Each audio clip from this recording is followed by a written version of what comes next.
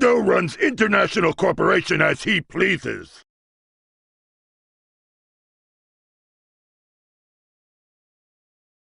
And for good measure. Ladies and gentlemen, welcome to the end of the year special. I have with me, of course, Rancor Steve. Say hello, sir. I have Fet for Hire. Sorry, Steve. I've got Iron, or rather Stark of Iron, Lost Wanderer, JRC, and one of our special guests, Comic Relief Crusader. Rancor, take it away, sir. Welcome to the, I think, 7th episode of Man-O-Rama. This is our New Year's Eve special. Ending the year off in a bang and going into the next year with a colossus of awesomeness of manliest of men. I have a couple other people that are going to show up later. I know Gary's going to stop by. I think Douglas Nelson might pop in. It's great.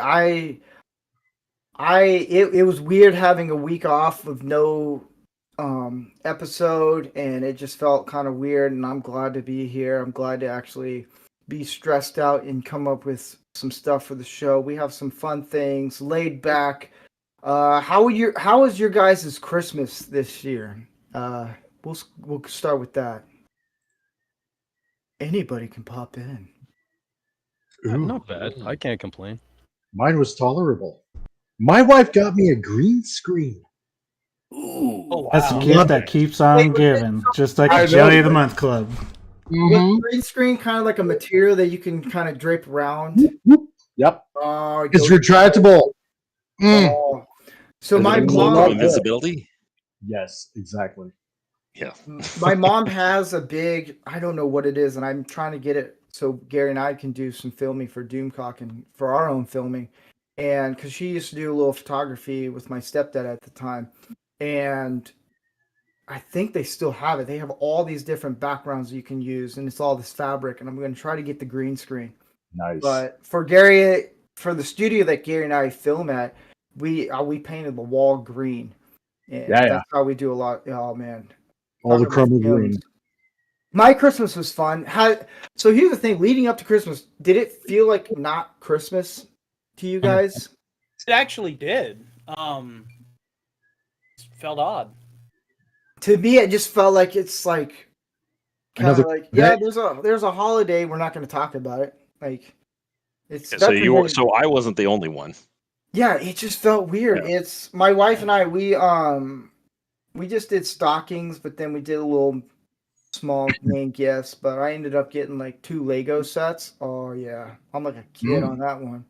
So my wife never seen the Batman, and so I got that for Best Buy gift card for Christmas, and she's like, "I like it. It's just a little too long."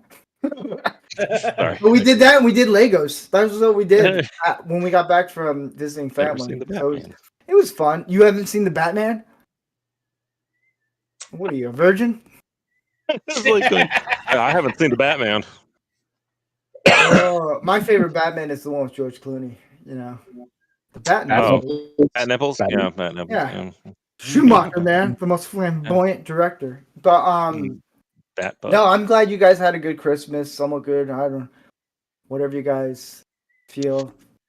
Well, I mean, I was actually on duty on Christmas days, but so we did Christmas Eve night as Christmas, so that was fun. My little 3-year-old is finally understanding what Christmas is, so thankfully he's at that age where it's not quality, it's quantity, so we can just load up a whole bunch of Dollar Tree toys, and he's just happy as a clam.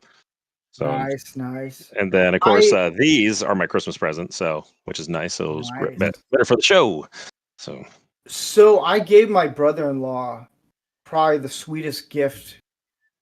Like, I've never seen a dude smile big. So I had the replica of the Ash chainsaw that Gary just had. He was hanging in his garage, and I kept on looking at it for a long time in his garage. And I was like, I think I know where that's from. I don't know. Like, is that some kind of new contraption you're making on the chainsaw? And he said he built it.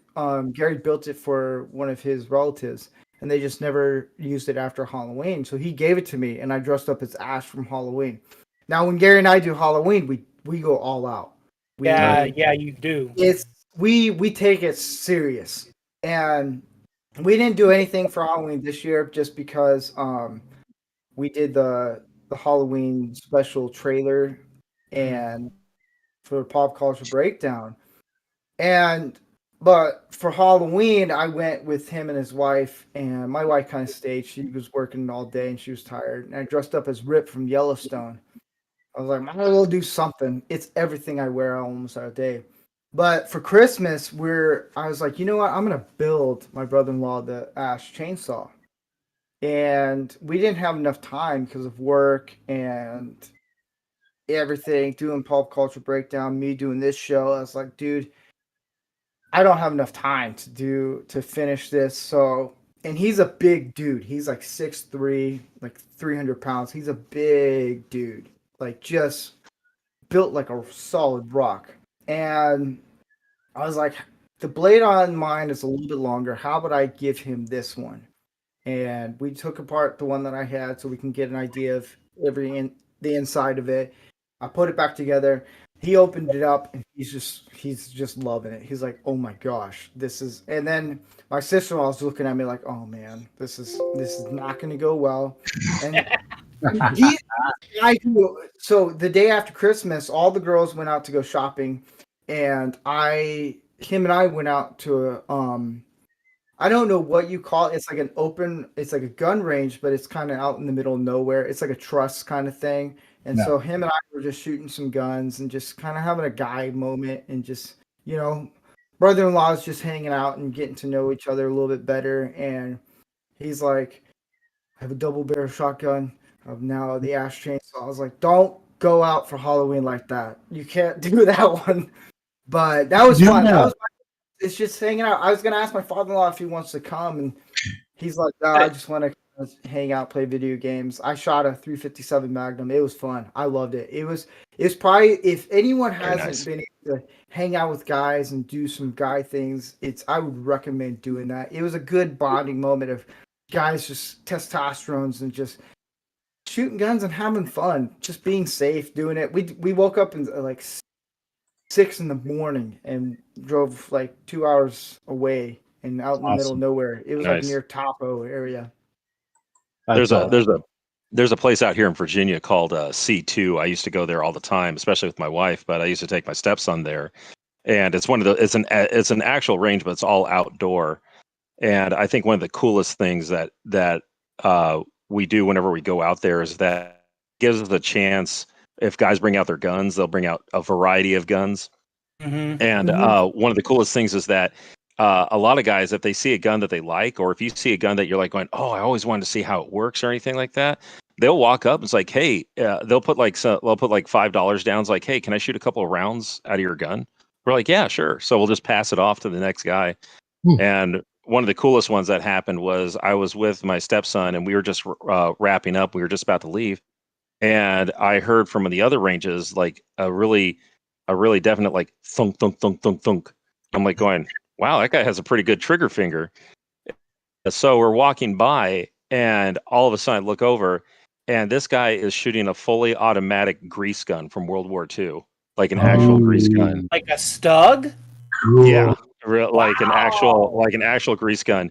And I went up and was like, dude, is that real? And he's like, it sure is. It's my grandfather's. He fired that thing in World War II.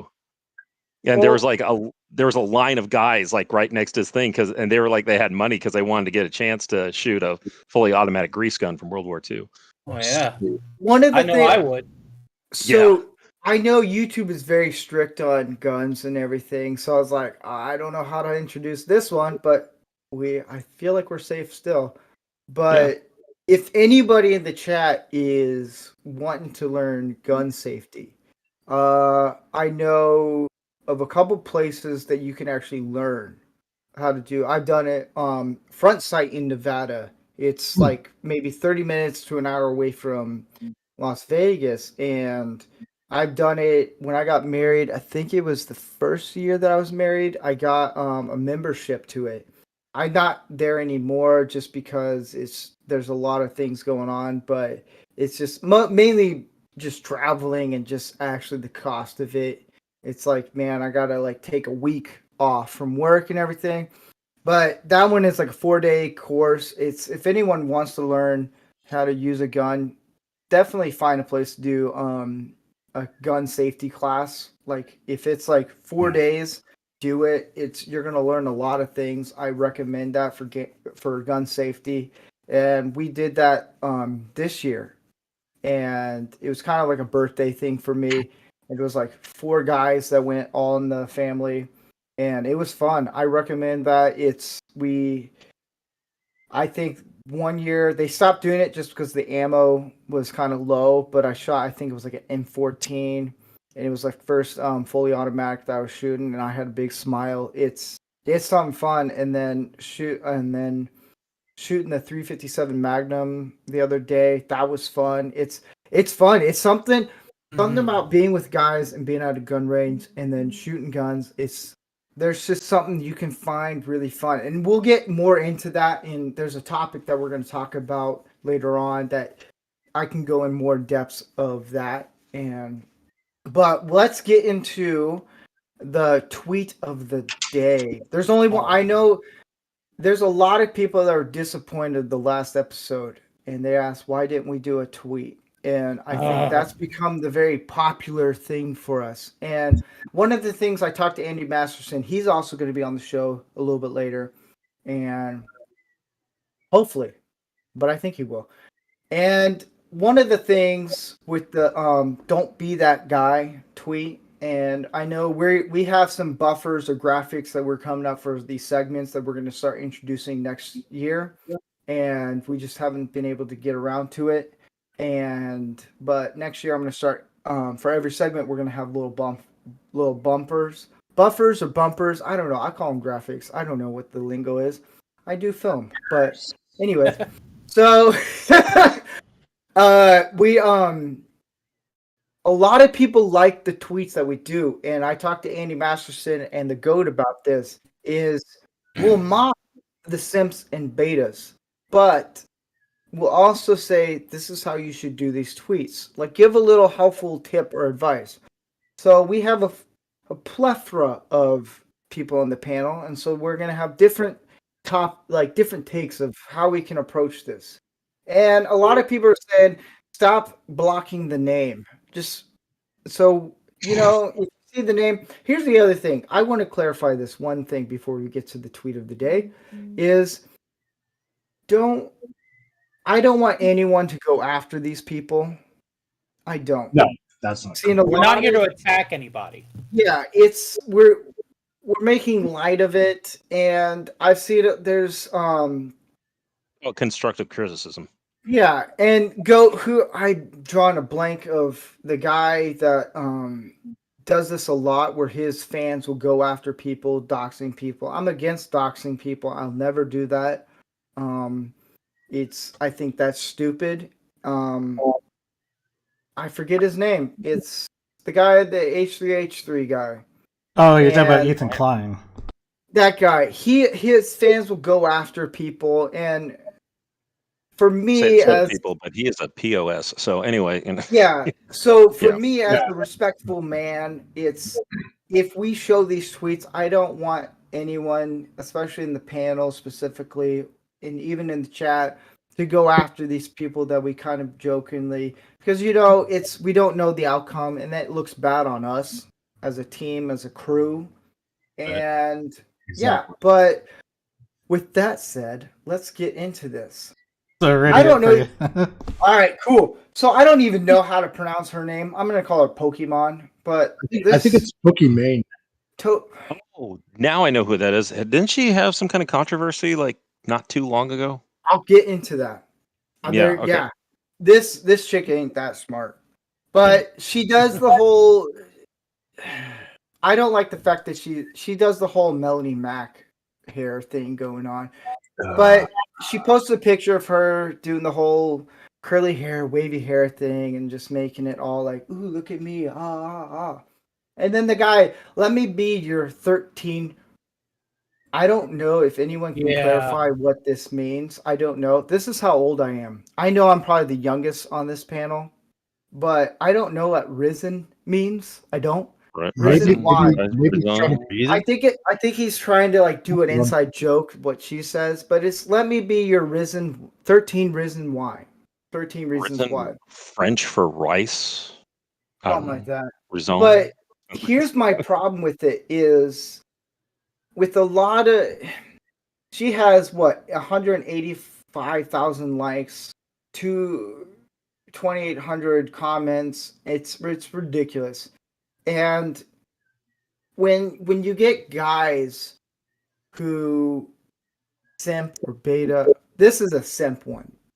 Is where they just say, "Let me be your 13 reasons why." Well, first off, she's never gonna see this. Any tweet we post, they're never gonna see this. He's got a lot of likes and a good amount of retweets, but the problem I have is it's a lot of guys think, hey, we're going to, if I tweet this out, they're going to notice it. First, think about what you're tweeting.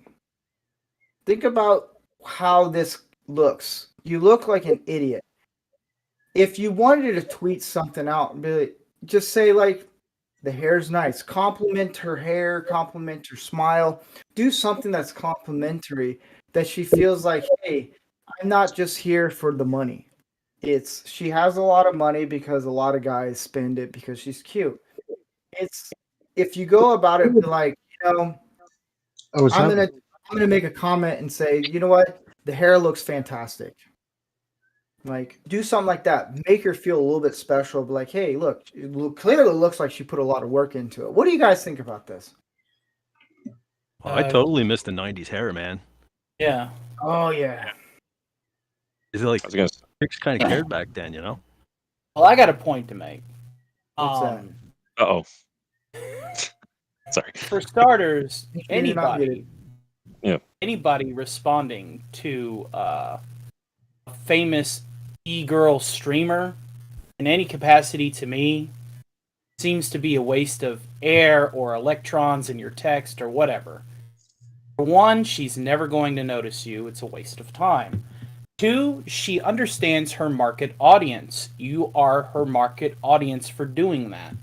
Yep. Three, find yourself a genuine woman that will actually appreciate compliments you would give her in this manner, not some e-celebrity that's never going to notice you or give you the time of day. I mean, it's just an antithesis of anything truly beneficial to come from going, oh, well, you look cute, or you let me be your 13 reasons why.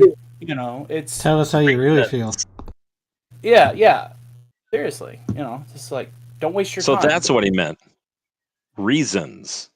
Okay, so it was his cool way of spelling that. Sorry. I even had cool. I don't know about that, but that's my. I was thinking something else, but Okay. That was my. you're there. Cool way. I still think it means rice in French. Agreed. I think we should go with that. That's what my king felt too. Wait, Comic Relief, you're in Canada, right? Yes, I am. Up So here. is that rice? No. I mean, you're close enough, right? No. Okay. No, rice pretty much is spelled the same way. No, okay. Just making sure. But then again, we all ignore Quebec, so I could be wrong. Yeah, that's true. He only knows about poutine. Pretty much. Yeah, that's about it. The only good thing that come out of French Canada. No, I mean, you know what? Yeah, exactly right. I mean, this girl is not going to give you the time of day unless you got probably six figures, and rolling around in enough disposable cash that she'll want to take an interest in you, right? If you're not another popular celebrity of some sort, she ain't going to give you the time of day, nor could she care what you say, right? And like Tony was saying, men like this poor schlup, is the market.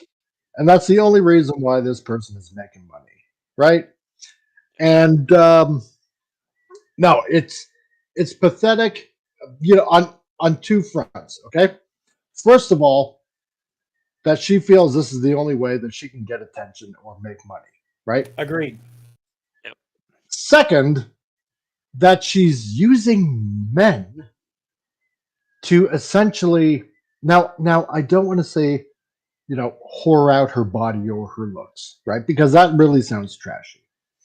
But, essentially, yeah, selling herself, marketing herself, maybe because she doesn't think she has any other pertainable skills except her looks. And that's Sure really can't play video games. probably not. But if you think the utter I don't know, antithesis of your existence is all about your looks and playing video games in a mediocre fashion, you're sad. I'm sorry. And maybe it's just my old age being harsh that way. Yeah, it is what it is.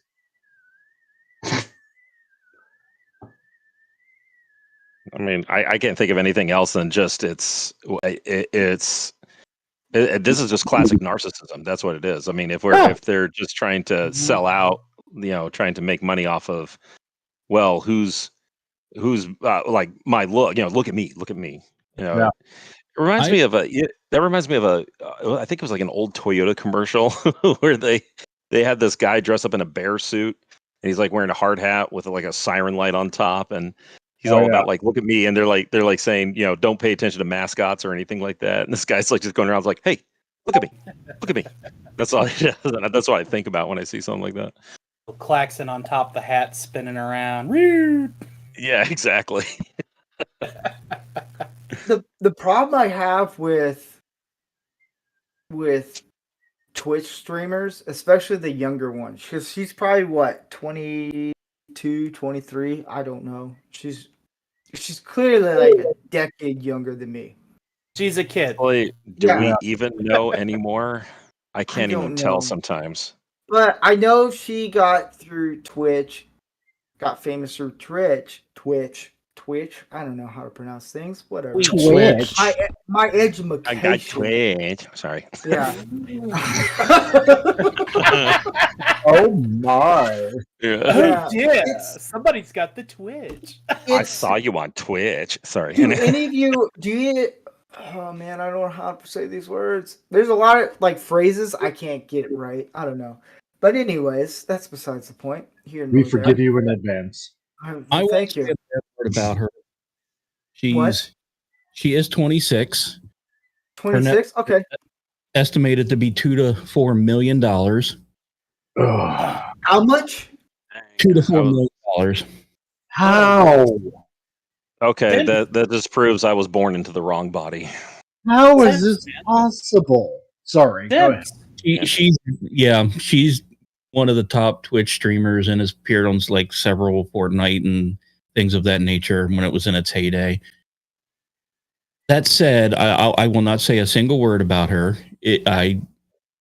Other than the magic of makeup is tremendous. The act of the simping that was great. is what really frustrates me, because knowing her age, knowing her net worth, and I don't fault her or anyone for this, to even come up on someone's radar, you have to really stand out in one area or more. And tweeting shit like that ain't gonna do it. Yep. Andy Masterson, welcome to the show, sir. Hey. Yo, dude. There was some wisdom, Andy. Yo, brother Andy. Partake of the Andy. wisdom How are that you? is Andy. Yes. There he is. There's the man. So, There's the puppet master himself. do The you guys? myth, the legend. So, do you guys remember the? I think she came from Twitch. She got famous through TikTok, where I forget her name, but she's another popular girl on Twitch, and God, don't say Amaranth. I can't remember. No, not her. No, not her. No. Choke. It's this Pokemon. I'm gonna call it Pokemon. Pokemon. Cabrat. It's women who do this Twitch thing and then get famous. I've always said this. and I'll say it again on the show, that being in the video game world, it's really hard for women to get somewhere in it, because video games is very dominant by guys, because that's what we do. I'll play Call of Duty and I'll whoop people's butts and I'll lose. But it's guys tend to be used to doing video games. That's our realm. That's our world. And we're good at it for a lot of reasons. And a lot of women have to figure a way, hey, how am I going to overcome this whole entire, like, about the wage gap and everything, about whatever it is. It's probably like $1 to $100. Every dollar is to $100 to a guy or something like that. Douglas Nelson. Mr. There he is. Oh my goodness. Hail, Mr. Nelson. The Boy, other took some sharp time dressed with man. The problem that I have, and women always, they figured out a way to make money off Twitch in the video game world, and they've kind of ruined Twitch, and they've ruined video game live streaming stuff, because I used to watch guys like PewDiePie doing video games, and I like what he does. And they sexualize Twitch in a way. Well, wait a second. They wouldn't be able to do that if they didn't have the audience.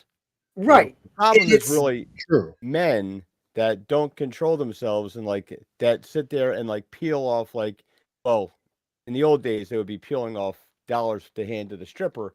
Now they just empty their bank accounts digitally. Yeah. The online stripper. Concept, yeah. But Hey, now they're taking plastic, so they don't need cash anymore. You don't even get a chance to get hit with some random boob sweat that flings off them on the pole. It's like, you gotta buy that Hey, too. I wouldn't know. I wouldn't know. I wouldn't know. if you want, No. Goat, if The only you sailor want, in you can history. put up the tweet for Douglas and Andy to see, so they know what we're talking about. Oh yeah, no problem. One sec. But the problem that I have is, it's a lot of the women that do this, they play this victimhood of like, oh, I'm being attacked and all this stuff. I'm being all this and that. I'm being stalked. Well, it goes both ways.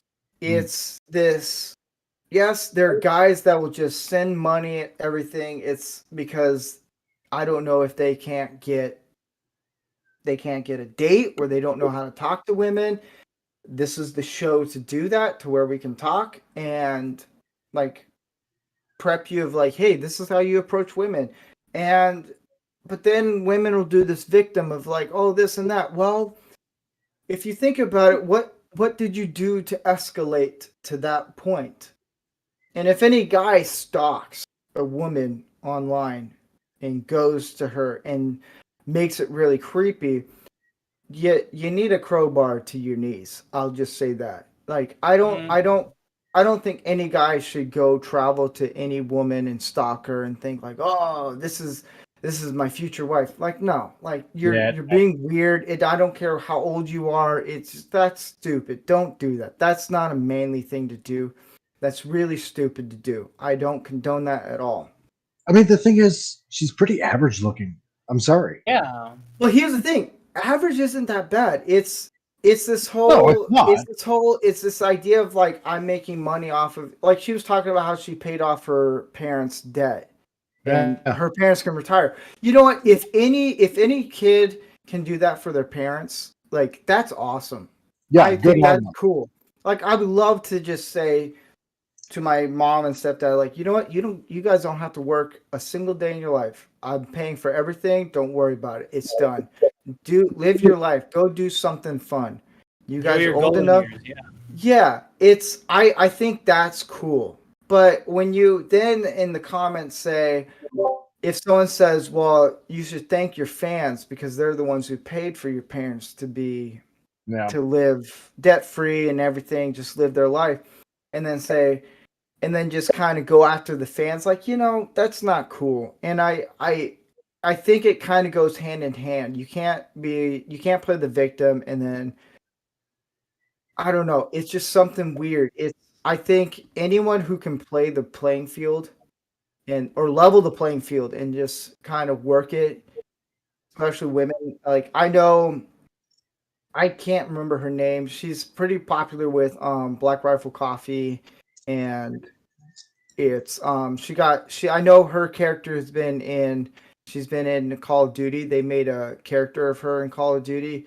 Like she man, Alexa, I think is her name, Alex.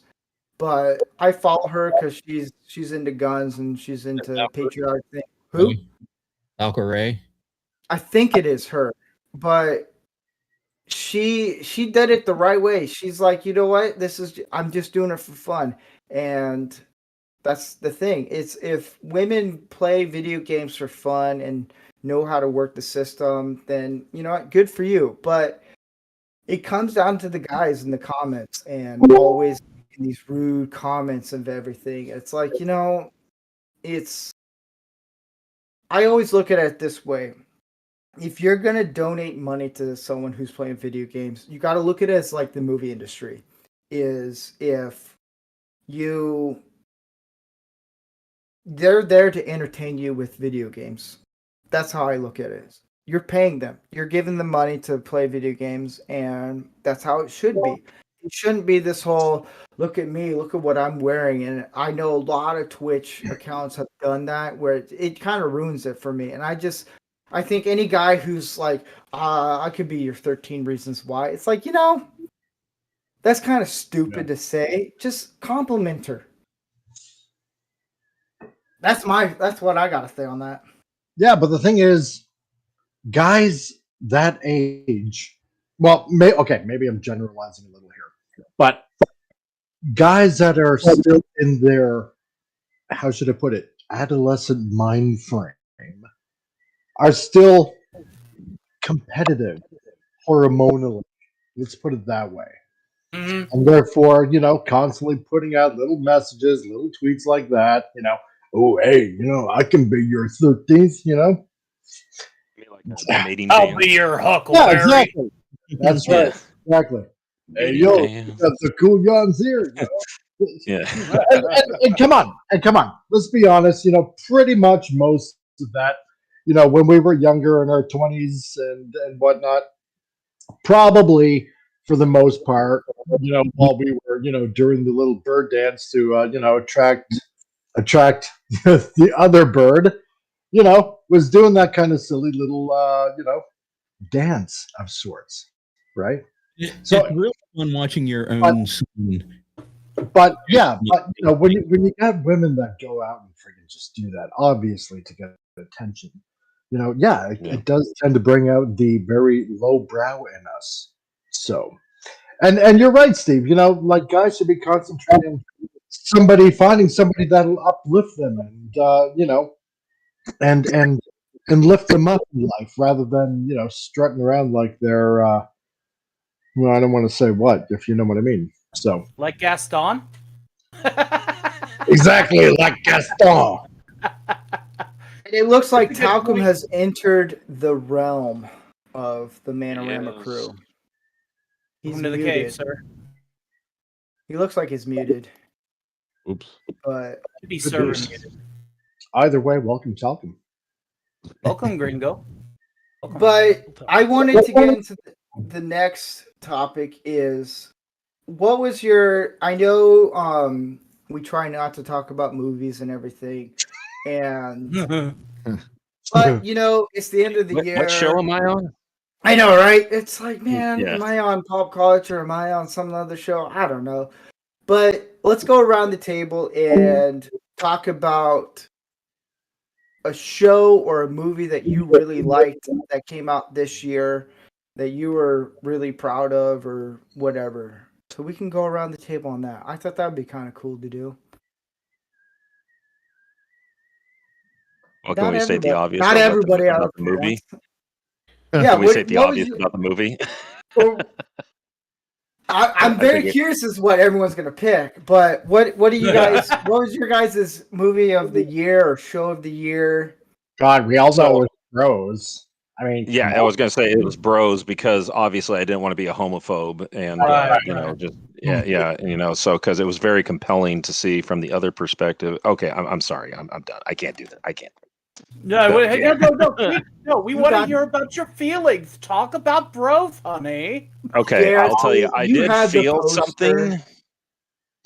Yeah, Matter something. I something did stuck in your feel throat? something, but it was somebody else's hand under my seat. And sorry, but anyway, Spaghetti. What kind of show is this anyway? For God's sake, The kind of I show come in here completely unaware. You Yeah. never know where you're going to end up. You hey, can welcome to share my the show popcorn. anyway. So Yeah. we got more to talk about. Definitely, we're trying to keep it PG-13 here, and We try. We try. trying. A few drinks from Can't now, wait that for may the not be so deleted easy. scenes of Bros. Oh God. director's cut. That's all right. You're Yeah. the Pee Wee Herman. Okay. So here's something funny. I sent a picture. So I sent a picture of the bros. There's an image going around. I don't know who posted on Twitter, but I sent it out to Gary. I was like, "Hey Gary, I got a movie. We should go see it." He's like, "What's that?" God. I sent it to the one with all the 4 guys on the couch. He's like, "Don't tell anybody, but we should go see it." Yeah. And we have a picture. We have a picture of him and I. We went to see. I think it was. Oh, what was it? It was Lost Boys, I think. And his wife took the picture of us. You know how they have it in the pocket, the hands in the pocket or whatever. The 2 guys. We did that, and with the bros right above us of the screening, it was. And then he turns around and looks at it. He was like, "This is not good." I was like, "Dude, what are you, like a 13-year-old girl trying to figure out which picture's good to post on Instagram or something?" He's like, "Shut up." Shut up. Stop being mean to me. Oh God, it was funny. Okay. But what was your guys' Okay, pick of? What, did you pop in yet? No. Yeah. But what was your guys' pick of your favorite movie or something of the year? Okay, shall we all say it on 3? Well, no, I don't know. One. Okay, yeah. I have a feeling, but no, I'm There was curious only of what one you movie guys. that came out last year, right? It was Top Gun Maverick. Yeah, that's what I heard. Oh, okay. See, so wow. Well, there we go. Oh, there you go. I said, okay. I 1, think 2, 3. pretty- Top Gun Top Maverick. Gun Maverick. There we go. Yeah. That's yeah. way too masculine for this. No, I'm just kidding. Yeah. So is that wrong? Is that anonymous? Maverick. Yeah. Testosterone. Yeah. We need So- to talk It about pretty much Yeah, that's wasn't not- anything else. That's No. not JP5 feeling that F18. That's just pure testosterone. Can't Exactly. get enough of that beach scene. Oh, yeah. Oh, yeah, exactly. Oh. Hey guys. Ugh. So Take here's Oh, the I'm sorry. Was that too volleyball. violent? So I watched the makings. When it came out on Paramount Plus, I watched it 6 times, and then I watched it 4 times on Blu-ray. Nice. And I told Gary when we were making some new stuff for Doomcock, I said, "I think I have a bromance with Tom Cruise."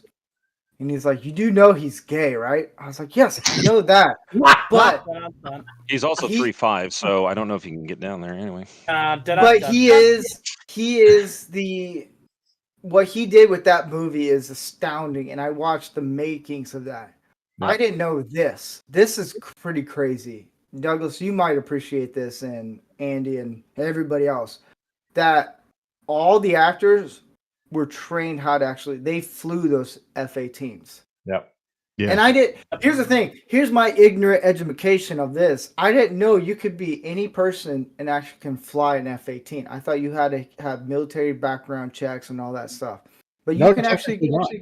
you can take a course and actually go fly it. And I'm like, that'd be kind of cool to do for a Man-O-Rama It's an show. old enough plane now. It's an old enough plane. to Yeah. where you can Yeah, fly because it they're now. decommissioned and you can actually buy one. I know it's obviously a few $1 million, but you can take a course and learn how to fly it. So we're gonna start a GoFundMe for Man-O-Rama to get an F-18. Oh, is this the budget version of Pepsi Where's My Jet? Yeah, I Yeah, know. yeah. Yes. 7 million But- Pepsi points, right? But here's the 7 crazy million thing pesos. about this movie is that they actually had Tom Cruise taught all the actors of, we're going to put 6 cameras in here and we're going to have a portable lens and you have to place the lens elsewhere because you can't put a camera guy in there. Like, I knew a bunch of camera guys. They'd be freaking the fuck out. They'd be like, I can't. What's Tom going on? Cruise could probably fit in there. Yeah, he could. If you take Apple Box out, here's a misconception about Tom Cruise. There's a crazy amount. The dude he was, I think, 5'3", 5'4". In every movie he was in for a long time, he had to be on an Apple Box or 2 Apple Box. Yeah. To make my level. He's very insecure, and he sucked out all the fat in him. That's why he still looks young. And now it's kind of, his face is kind of looking a little weird. After a while, I'm like, okay. I thought it was the unending colonoscopy, or excuse me, the colonic irrigations. It could be that. It could also be his Satan levels flaring up because he is a Scientologist. Oh, yeah, that's right. Oh, that's true. That was Oprah and the couch, right? Yeah. But here's the problem. Yeah. I've spent. I'm not a big fan. I showed my wife Scientology, the documentary on Netflix, and I took the little test thing that you did where you put your hands on it and stuff. Like, it looks like a little test thing. Oh, with the box. Yeah, it's ridiculous. I've played that. It's the Uncle Fester shock thing at like the arcades. Exactly. And they were like, oh, they were trying to bait me into it, and I was like, I think you guys are full of shit. And I was in college when they were doing it. This was a big push in like 2008. They were like, we've got to get more people into this crazy cult. And here I am watching Top Gun Maverick, dumping my hours to Tom Cruise, and I was like, all my money is going to Tom Cruise and Scientology. I was like, damn it! Damn it! World me again. Here's the thing about I'm funding the conspiracy. I know. Oh, sir, I didn't like it. Until John Wick 4 comes out, to me, Top Gun Maverick is the masculine movie of like from 10 years. I've never seen that movie outdoes anything for the last 10 years. And I watched it with my wife, and she's like, I really like this, because she never really watched Top Gun growing up, and we finally watched it, and she's like, this is kind of cool. And I was like, cool, it's amazing. And we went to see Top Gun, and I'm tearing up. I'm like, this is the most amazing thing I've ever seen. I don't think I'm ever going to see anything like this. And to me, bros. I know, right? Them bros. Yeah. But see, I don't think you were tearing up for Bros because of like how good the story is. I think it was because you were in pain. Yeah, there was a hand there. Yeah. But you guys know about something was going. Oh, sorry. Anyway, you guys know about the theory about Top Gun, right? Maybe. Yeah. So, hi, I'm an aviation electronics technician with the Navy. What do you mean? So Quentin Tarantino came up with this theory, and I'm not yes, yeah. So I'm not a big fan of Quentin Tarantino because I had a course in, I think it was a writing class in film school, and they said, hey, Quentin Tarantino is going to be here. I was like, I'm not a big fan of him. And they said, well, I'll give you 10 points if you go. And I was like, I'll take 10 points any day. And he didn't show up because he's like, well, I wanted to get paid, and so I did this other thing. So he screwed me out. But he said that Top Gun in theory, is a gay movie. And I watched whatever. Yeah. No, here's the thing. No, he actually made some good points. I saw the theory. So I watched Top Gun again, and I was like, he's not wrong. I don't think it's intentionally, but it's the volleyball scene. Ambiguously gay. And then it was also the flyby scene afterwards with the coffee. It's like, well, yeah, in the office. It's like he never, because in Top Gun you never see him with the woman in bed, and you never. I'm like, man, he might be right. So I think Tom Cruise saw that theory in Top Gun Maverick with Jennifer Connelly, and he's like, we're just gonna be in bed. So it kind of crushes Quentin Tarantino's theory. And that was the origin of the sequel of Top Gun Maverick. I got a point to prove. I've got to get in bed with Jennifer Connelly. That's right. too. I've been holding back since 1986. Ugh. Yeah. That's a lot of. That's a lot of. Right. That's right. But no, you know what? Even my 12-year-old daughter, when we brought her to the theater to see this, she loved it. She never saw the first one.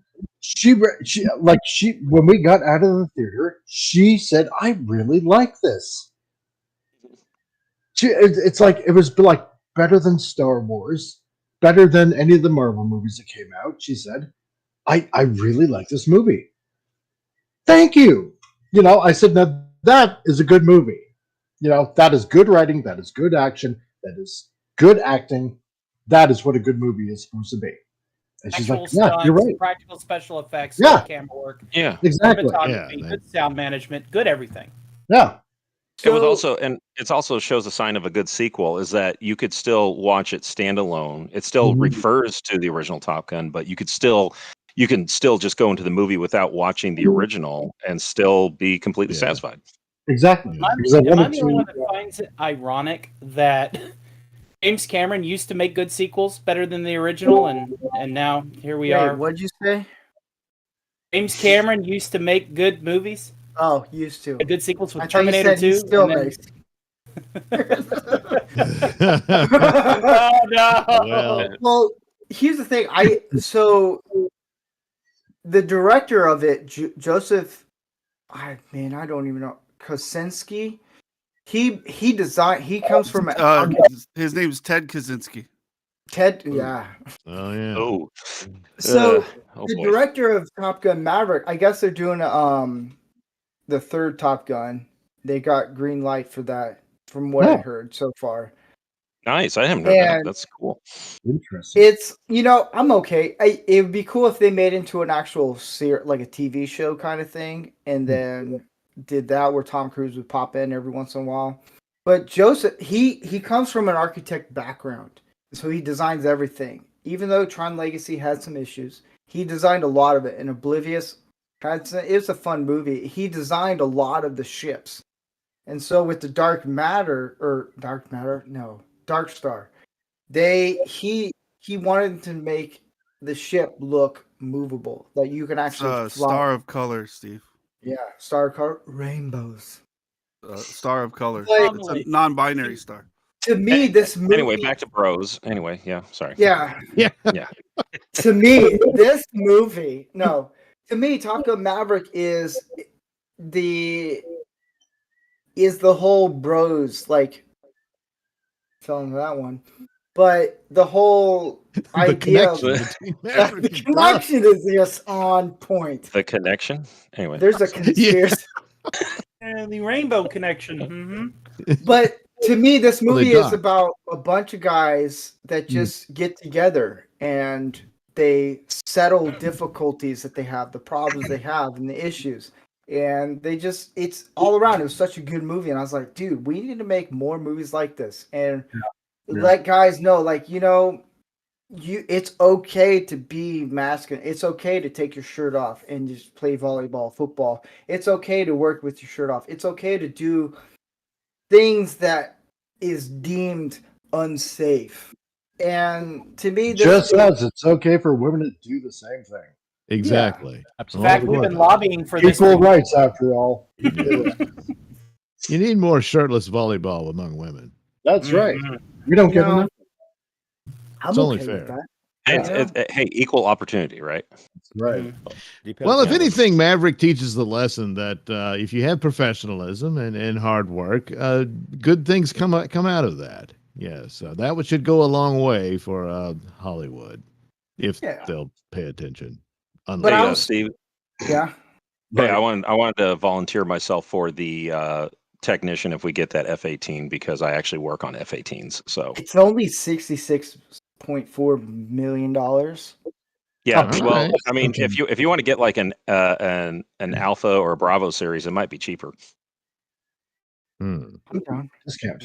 Yeah, you go. okay, yeah, we can do Here's it. the thing: do you know how to fly them? Or do you just Yes, because I totally believe in myself, and like the song says, I can believe I can fly. That's I can so believe I can touch the sky, and I take You it know- seriously, very seriously. No, I believed Yeah. in that once too, but then I fell 2 stories and realized that I couldn't fly.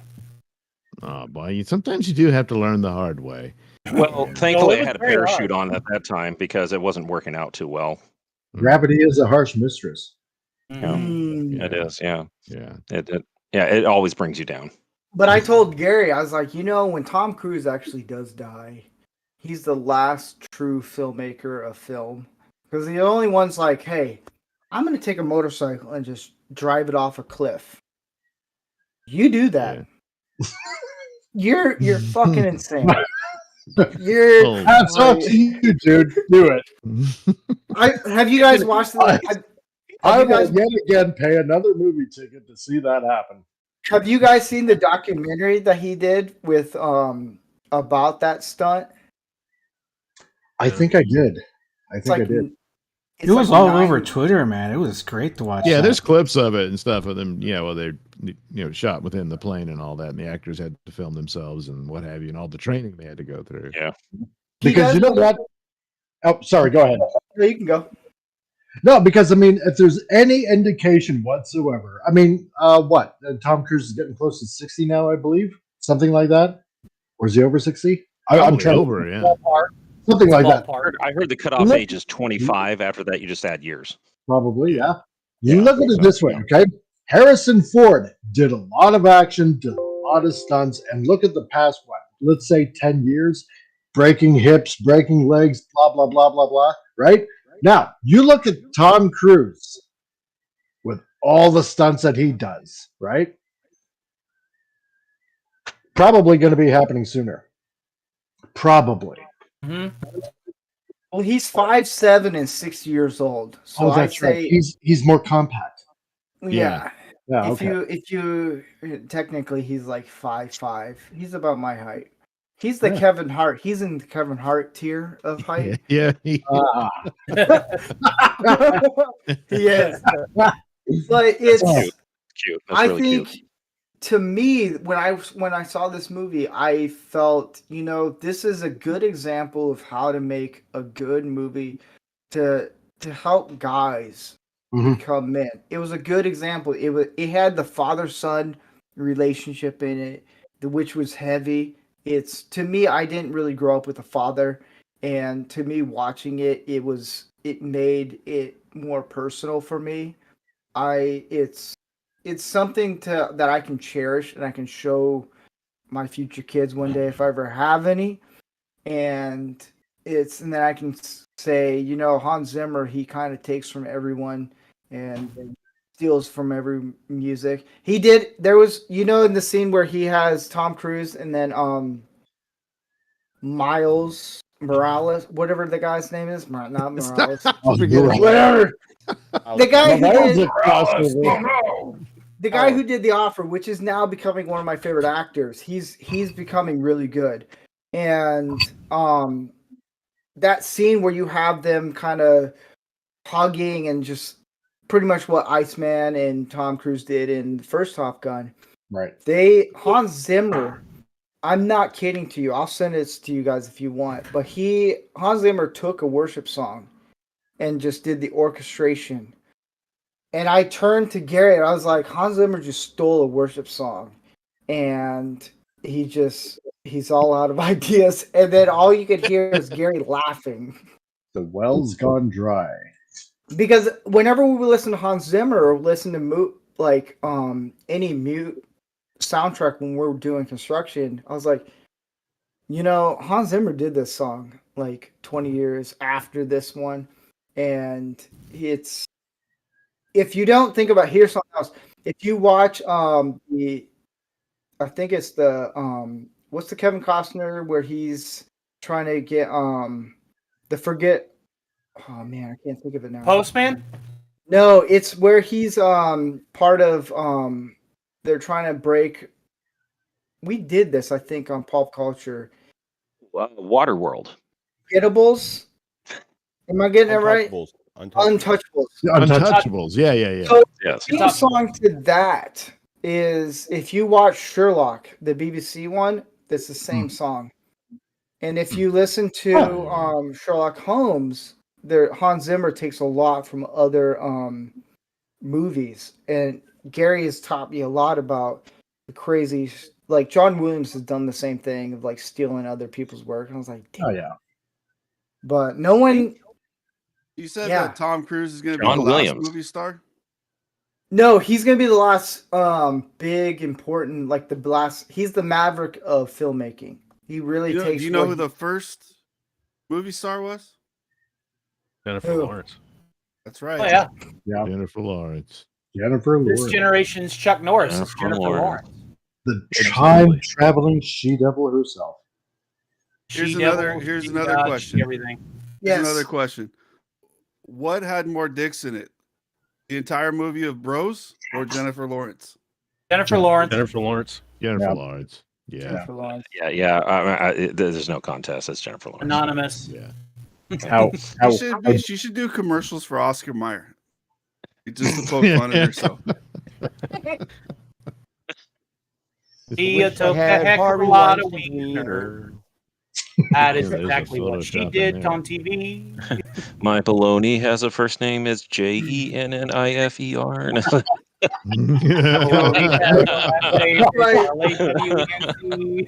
It's gonna be there a while. Yeah. So That's a nice package of meat you got there. Anyway, The legendary Vin Scully passed away recently, so I know Farmer John Hot Dogs is looking for a new spokesperson. So there is a job opening. There we go. hey, look, that's how Steve and I met. We were talking about meals together. Meals. told mean, you meals. not to talk about that. I thought you guys crossed sorry. swords. No. But I can see go. your Schwartz is as big as mine. But let's get into the. is as big as mine. Now let's see how well you handle it. Well, I hate it when I get my Schwartz twisted. Hold on just a second. Speaking of. So Back to speaking of. bros. But spe- Yeah. That's a bros. but speaking of bros, so Yeah. the topic of tonight is James Cameron, which he's becoming very popular on this show because Oh, he's God. a numbnut. Is We all he just trying to take his movie at the box office. I don't understand why these people say their thoughts out loud and on the record. I don't bro. like who Because movie becoming a studios- Brandon is becoming more and more popular in Hollywood. Let's face it. Bro, let me tell you this. In a no homo way, James Cameron is every director. I don't know if it's on this whole way of like let's just trash our own projects or anything. I thought there was a contract. Like, isn't there some type of agreement with the studios on where you can't really bash your own stuff? Yes. You know? You so how it used to be in the film industry is you can't really give away any information or you can't really trash it because there's investors. There's other studios a part of it.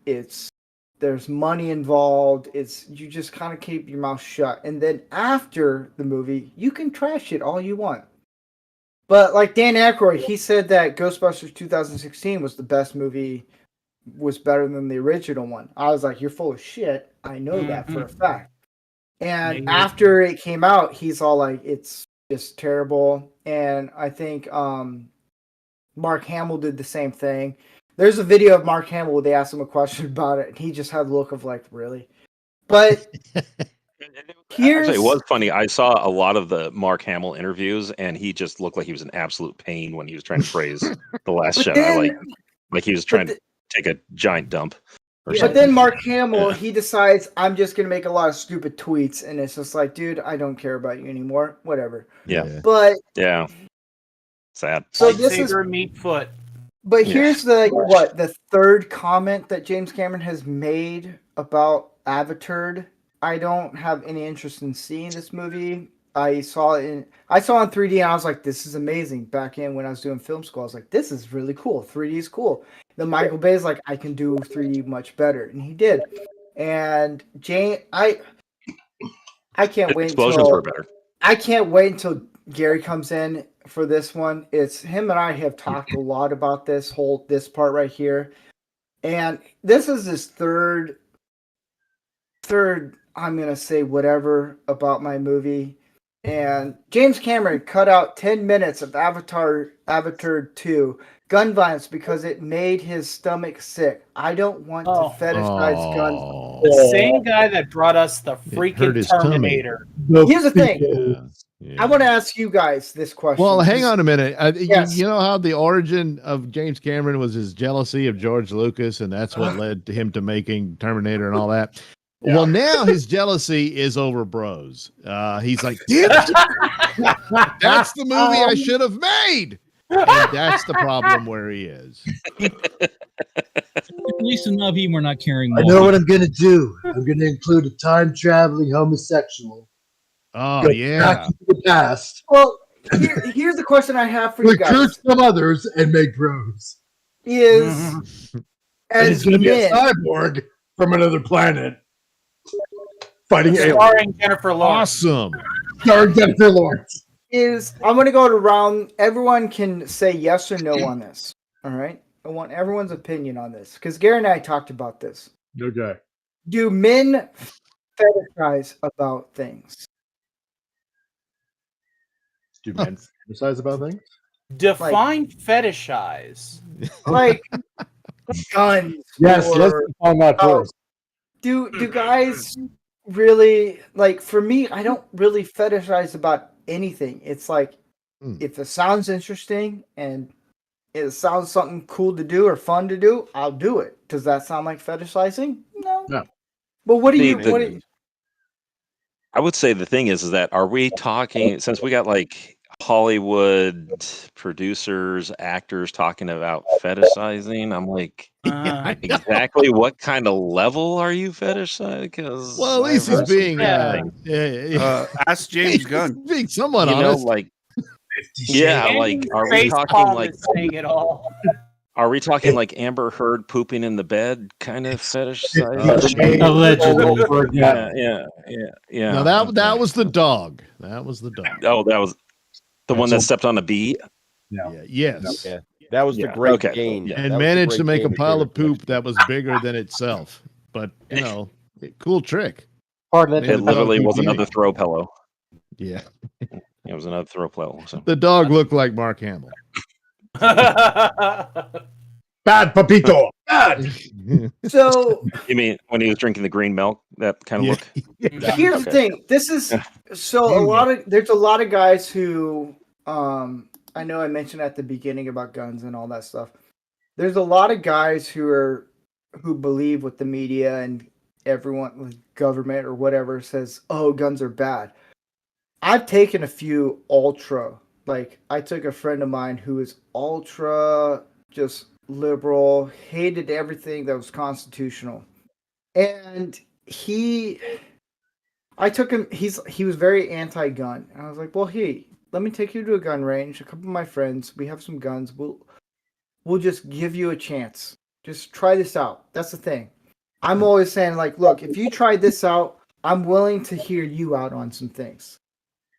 So are you talking about fetishes? Like where you'll try anything once? Is that what you're talking about? Well, if you watch Bros, maybe. But, it's... They'll knock it till you try it. I know, right? It's like, But we took him out to the gun range, and he did one fire, and he is very anti-gun. And we're like, look, well, don't worry. Just do this. If you don't like it, you can go home. And he took one shot, and he had a smile on his face. He's now the most ultra masculine dude I've ever known. Something lowered in his pants. Because here's the thing: when it comes had to pop him off. I talked to Gary about this, and we all agreed. It's when guys do something masculine. If guys do something where because I feel. When guys do these things that are very masculine, where it's playing for like football, or any type of sport or MMA, they get this football. Okay, never mind. Yeah. Oil I- wrestling. More or less, yeah. You know, you open the pickle jar, you take out the trash, stuff like it. Change a light bulb. Yeah. It's Well, something. Squash that grease pig. Yeah. If you it's open like the pickle jar, you got to play hide the pickle. So Yeah, It's that's I hadn't thought of that. that's what they did in between Yeah. filming scenes for Bros. They What, played hide the Andy? pickle. So that's why she wanted it. Yeah. Ray Romano said women only marry men so they can open jars and squish bugs. You know what doesn't Mm. mix well with Yeah. pickles? Chocolate fondue. But All right, my back to point is, Bros. And Well, but my point is, when a guy does something who they're very much like, I just don't know, it's unsafe, or I don't know, they finally pull that trigger, they do something. They jump off, like if you're up on a cliff with a bunch of guys and like they're jumping into a pond, a lake, and there's a cliff. Finally, the guy does it. They get this adrenaline, rush. and they realize a rush, and they realize, I haven't felt this. What is this? And they start knowing, this is kind of something, a gateway, a door, or whatever it is to open that, like, this is masculinity. This is man. And James Cameron saying, I took 10 minutes out of this movie because I felt sick. It's like, dude, you made Terminator 2. You did True Lies. You did all these very top masculine movies. Your ex-wife. The movie's 2.5 hours long. If he took 10 minutes out of it, who gives a shit?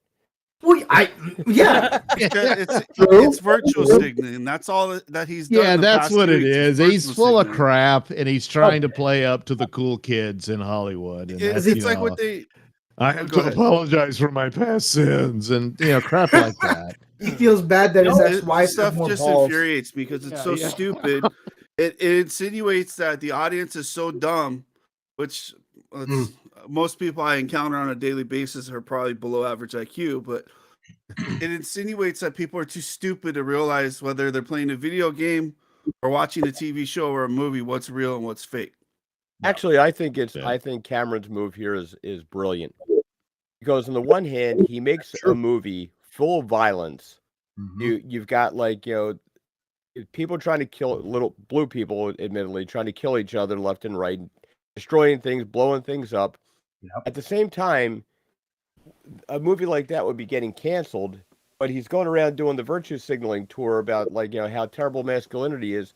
That keeps the heat off his back, and he gets to make the movie he wants to make. It gets to make $2 billion, and he makes money and gets another movie that's already shot, and then he gets the fourth one to make. Yep. Oh yeah, You know what, Andy? That you might be right. Maybe he's playing 4D chess. You might be right. No, I it's think not he's even totally 4D right. chess. It's just it's not that hard to outsmart these people. Yeah. Because they don't actually go see these movies. All you have to do is tell them that you meant well, and they're fine with it. That's the problem with all these people is Blue Lives Matter. It's I meant well. They it's still BLM.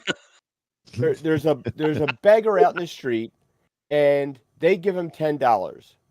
Well, that guy goes and buys a 40, chugs it, walks in front of a bus, and gets killed. And you come back and you say to him, yeah, well, my heart was in the right place. Good. That means a lot to the guy who's dead. Yeah. You didn't think about your actions. You just did what, I want to feel good about myself. It's selfishness. It's narcissism. And that's all they understand. It's That's right. I made somebody agree with me today. Check. Are you ever going to see the movie? What movie? And they're moving on to the next victim. They're putting their crosshairs out there. Who do I hate today? Ooh. And that's all that matters to them. They don't follow up on anything. They don't actually go buy a product. They don't you go and you ruin Star Wars, you ruin Star Trek. Did anybody ever go and buy a Rey figure? No. Did you go buy a Mikey Spock figure? No. Did you buy a copy of the DVD? No. Yes, I mean no. Pretty soon you're going to be able to buy a Jennifer Lawrence mold. You know what? Turn the lights out. It doesn't matter. Yeah. She's going to be the new face of Fleshlight. But Andy's totally right. He's playing it from both sides because all of us, we've all seen Aliens, We've all seen Terminator. We've all seen True Lies. We've all seen all these James Cameron movies, right? So he knows the faithful followers are going to watch the next Avatar movie. Not a problem. Now, of course, like the first movie, all about the whole environmentalism, and of course, plays a nod to, American history, what they did to the natives, and I'm including Canada in this too. Yeah. But and so I'm gonna play it safe with the other crowd, the woke crowd, right? And like, masculinity is so toxic. Oh my god, testosterone is so toxic. Oh, I cut 10 minutes out of my movie because it's so violent, right? He's playing both sides because now he's the flavor of the month with his movie, right? So he's in the spotlight. So yeah, I gotta kowtow to the crowd so I don't get canceled for all this violence that's already in the movie. It's also interesting that the lesson taught in the Avatar movies is you don't bring a bow and arrow or knives to a gunfight. Yeah, exactly. That's the lesson the natives learned. Do not be hunting the mighty white whales. I'm so tired. They are your I'm friends. so tired of the whole trope about American history and the poor Indians and all that stuff. For Pete's sake, they were just as savage as anyone else if you look into history. Yeah, exactly. Oh, Hold on. Cannibalism, murdering each other's tribes. I'm so when they tired of it. colonized Nova Scotia, they taught the natives how to scalp. It wasn't like what you see in the Western movies. The French, when they came over to North America, What about what the Spanish did? 1700s, The they taught the natives how to scalp. So come on, Two words: wounded knee. Yeah. Tom S. I'm gonna butcher the last part. Ryodan has the best comment ever. Alex Baldwin is why we can't have nice things. Yeah, that's very true. Thanks a lot, Alex. Jeez. That's right. Well, I'm Mark Stick from Alex. But it's this whole with James He Cameron. didn't pull the trigger, by the way. It just went off. Yeah. But the James gun did it. The gun walked around on its own. Yeah. Exactly. It was a Decepticon. We all know it was Megatron. But that gun should never act again. When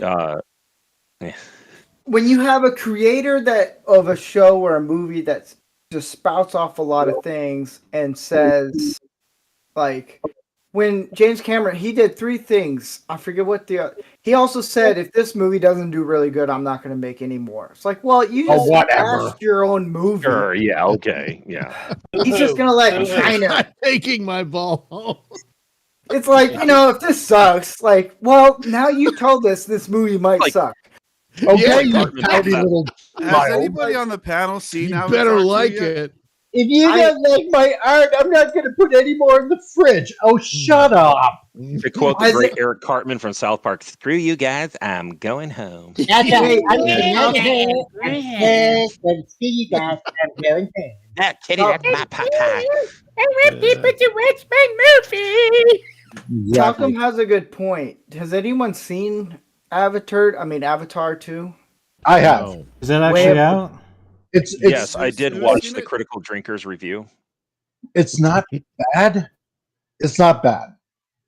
All I James heard Cameron did. it's not the story is not that great, but it's more of an experience because of the visuals and effects are so amazing.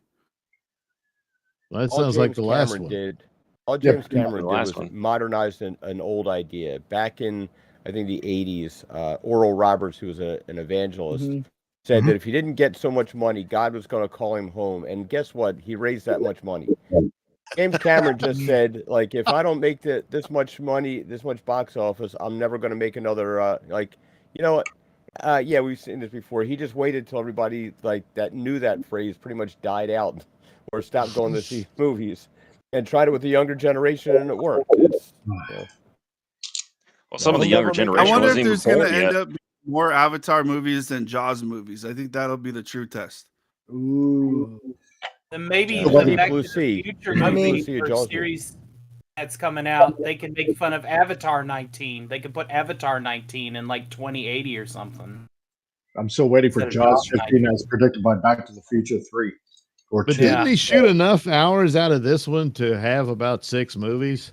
He So- did what he did was he Probably. filmed 2 and 3 back to back. Here's the thing, James Okay. Cameron, he saw what Peter Jackson did. He's like, "Ooh, I'm going to do the same thing." And then a lot of people started following what James or Peter Jackson did. Not saying Peter Jackson is the first to do a back-to-back filming. Well, didn't they do that with the first 2 Superman before Donner got tossed off or fired? Yeah. Yeah. they did. Yeah, Well, and also didn't New Line tell Peter Jackson, because Peter Jackson originally pitched The Lord of the Rings to be done in 1 movie, and then New Line said, "Why don't you do it in all 3? Why don't you make 3 he wanted movies?" to do, I think he wanted to do, if it wasn't 1 movie, it was 2 movies. He wanted Yeah. to do it that way or something. And it was like New that. Line that told him, "Hey, go film all 3. Why are you just reducing it down to 2 or 1 movies?" And he's like, "How much money you could give Do me, you guys know who the first person was to film 2 movies at the same time bros?" from different Jennifer Lawrence. camera angles? Jennifer Lawrence. Jennifer Lawrence. Jennifer Lawrence.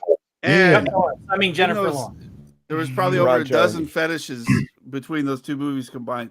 But Well, here's yeah. here's the problem with James Cameron is he also said that pregnant women, he wanted to empower women with pregnant women who were warriors.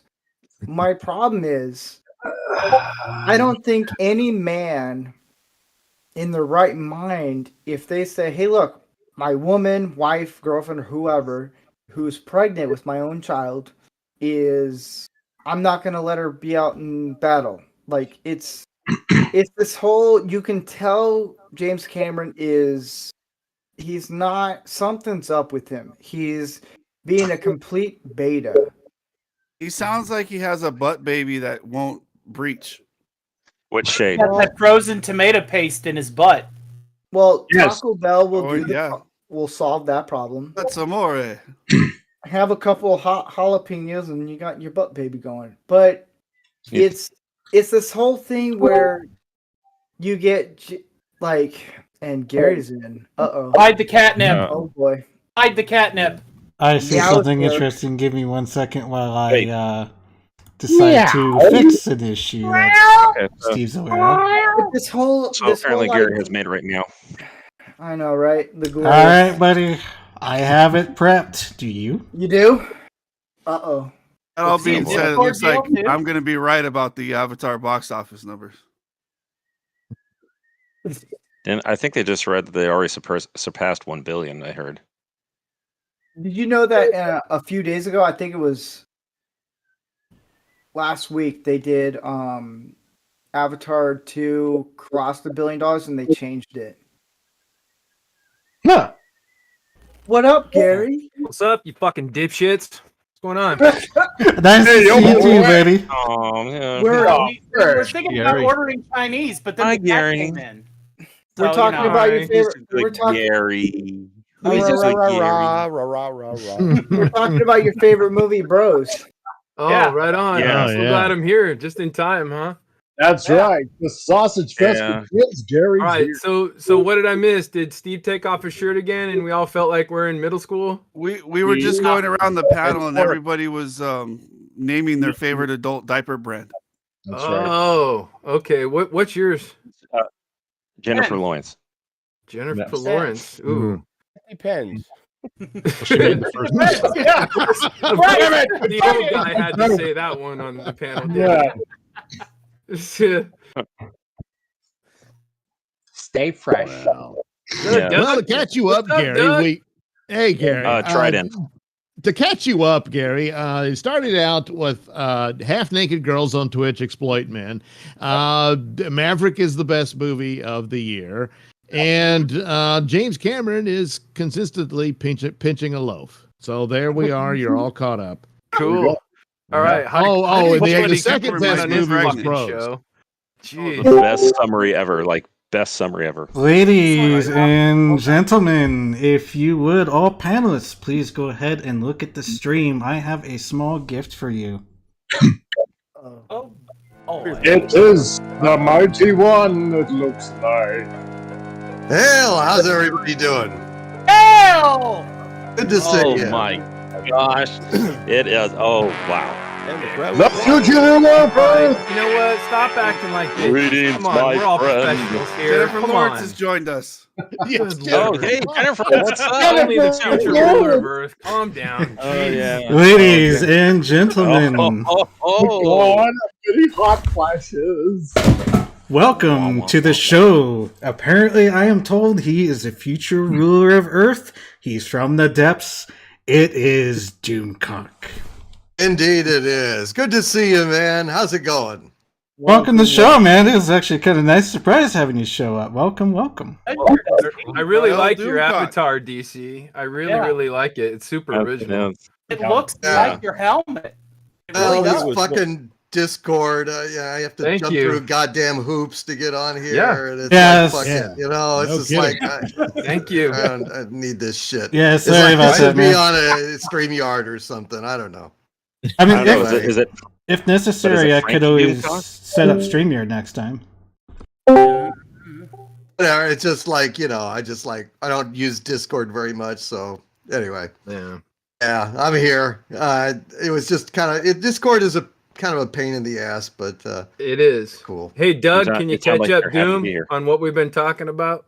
Yes, Oh, please that's give us right. that. That's Wonderful. right, Tim. In Catch up, summary, His Lordship. we discussed how half-naked girls on Twitch exploit men for their money because, you know, they're stupid. And the best movie of the year was Maverick, second best Bros. And James Cameron continues to pinch a loaf. At this moment, yes. Pretty Yeah, you much. caught Pretty much says it all. Yeah. Yeah. Yeah, you're caught that up was now. the third loaf.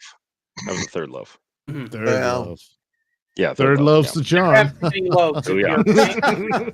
you're- Yeah. have too many Banana loaves. bread, even. Yeah.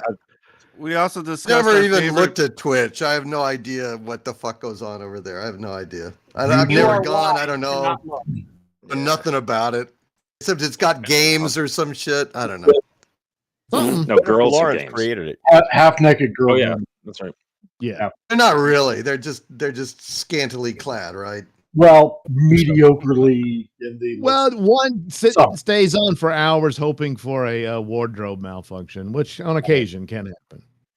Twitch is Jesus. advertising. To Twitch is be- There's advertising for there's no OnlyFans. beaver or anything like that, Doom. So it's not worth it. You got to Right, go to I their mean, you got to go to their OnlyFans for that. You got to Is pay it for a that. Bogarting still a thing? Yeah, you got to Is pay bow for guarding the still a money thing? that, Like, that Pornhub gives you for free. So That's right. Yeah. Right. I mean, have these people never heard of porn? Just go grab Mhm. some Why not? shit. Apparently, Yeah, it's yeah, a really. mystery. Well, Steve was talking about his favorite fetishes. Stop a few wasting minutes your ago, money. Doomcock. Yeah. Hey, what? Wait, well, Steve was talking about his favorite fetishes besides guns a few minutes True ago. shit. Doomcock. we Oh, seen yeah. it oh, yeah. and heard it. What are your favorite fetishes, Steve-O? Bros. Bros. Cat people. Jennifer Lawrence and bros. Pink bow ties, shit like that. Mhm. Oh, Sure. I Yeah, know it was all of Jennifer them. I Lawrence. just want to see if he's being honest. That's all. Wink and dink, Unicorn. Renegade. Ah, Besides feet and belly button hair, Steve, what are you like? What are you into? Come on, Steve. Give it to us. We're ready. Cat people. Ain't right. Smell of burnt hair. Hey, speaking of burnt hairs,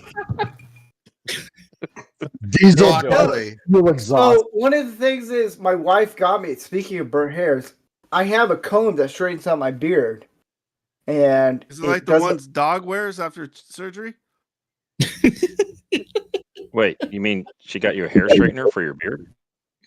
I'm not kidding you. They actually have. So I had my beard about for a while to here, and I just straighten it, and it makes it a little bit cleaner and cut. And then I decided, fuck it, I'm gonna shave it all off. I didn't like my gray hairs. I didn't get the Sharpies from. I didn't get Just for Men from Gary. So Nah, you gotta rock. Add the one gray more hair. to I Steve's got the masculine Reed Richardson skill set. song How to on use there. a hair straightener. hair straightener. So how do you get those natural curls? Yeah. That's right. A little Yeah. little curling iron for the beard, right? Little rollers. So Steve, you decided you were going to go for that Lord of the Rings look when, at a time when all the dwarves are now cast as dwarves of color. Yes, red-haired, freckled, black. Oh God! Oh, so I'm getting- that's a tan. Because we know Check hanging all out the boxes. underground just The very makes your least. melanin darker. Anyway, Steve, what's our answer? We're still waiting for that answer on that fetish. Yeah, what's your favorite fetish? My fetish? Yeah. Everything is beard. Yeah. Guns, Brokeback Mountain, Bros. Yeah. No.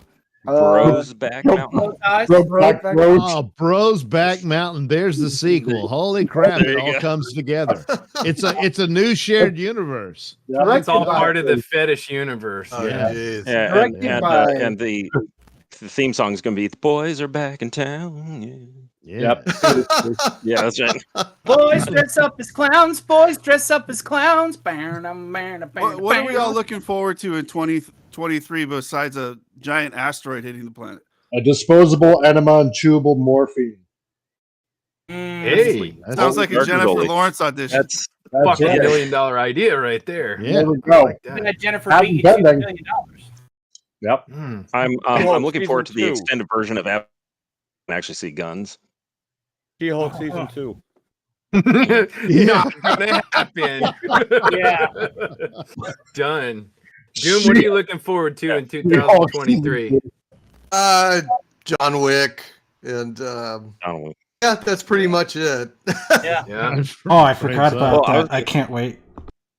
Sadly, Hey, DC, I was going to say, are you going to be available for She-Hulk season 2 since you obviously play a major role in that show now?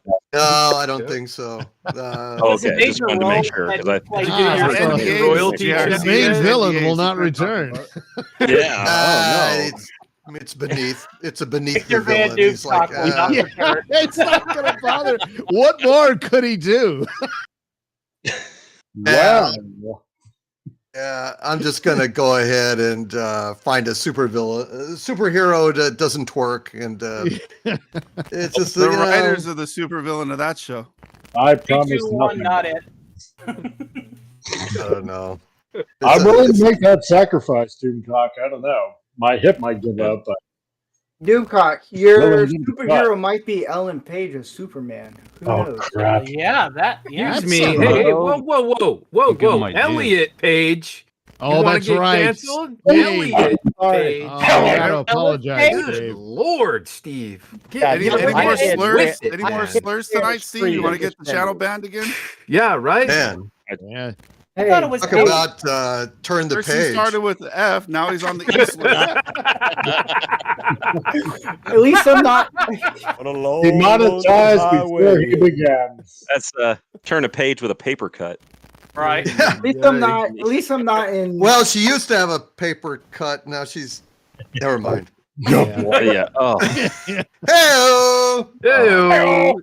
You see, Doom, you can say Now all she's that got a shit. Play-Doh kit. You can say all that shit on Steve's Yeah. channel because you'll just get him in trouble instead of him Yes. getting you in trouble. Yeah. So go ahead, let it roll. And here's the thing, I don't I want to won't get anyone upload- in trouble. Oh.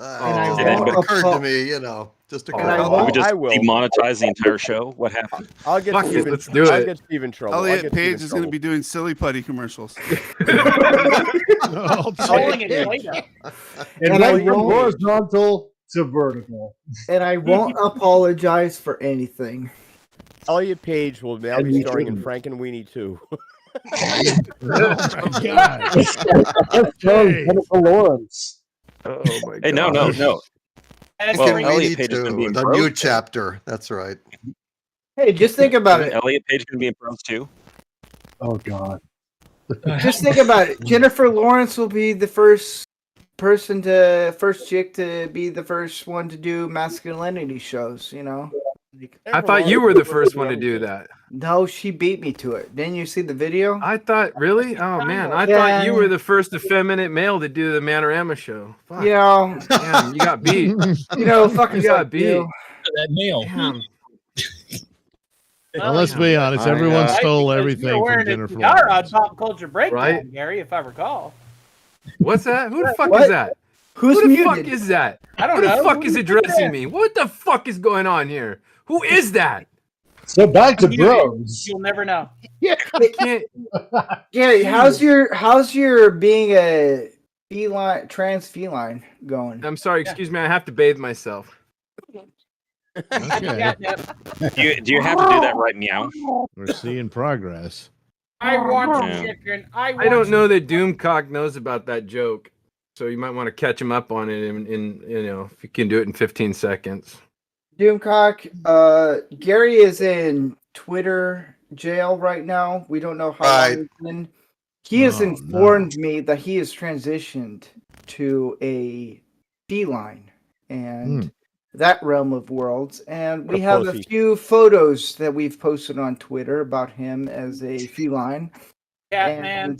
He can't do anything about it or say anything about it because, he decided to say, I don't know what, but we know how Gary is. And we have this moment of just basking in the moment of just. In other words, Doom, these fuckers are like jabbing at me because I can't respond to any of this shit on Twitter. So they put up little fucking pictures of me. They put up little pictures of me don't be a as pussy. fucking. See what I mean? We all know he's more of a Unikitty fan. And Fet for Hire jammed in on it too, which we're going to talk about, Fet. So thank you. We're going to have a discussion. Steve put me up to it. Oh, of course, I heard that Fet for Hire did a special picture of Steve stealing luggage. Whoa! We're not going to talk about that. I mean, Steve, I had no idea you were doing all your holiday shopping this year. Oh, at Denver International Airport. Totally not a sponsor. So that's what Steve's fetish is. Luggage fetish. You got that transition discount, did you? Ducock, if we ever did a movie about what's his face that looks like Matt Damon, I guess I'd be the perfect person to play that person. Matt Damon. Matt Damon. Matt Damon. Steve could play Matt Damon playing that guy. That would be funny. That would be good. That would be great. That works. You just got to get him an evening gown and some luggage. We'll pick a couple of them up at the fucking airport. They're free.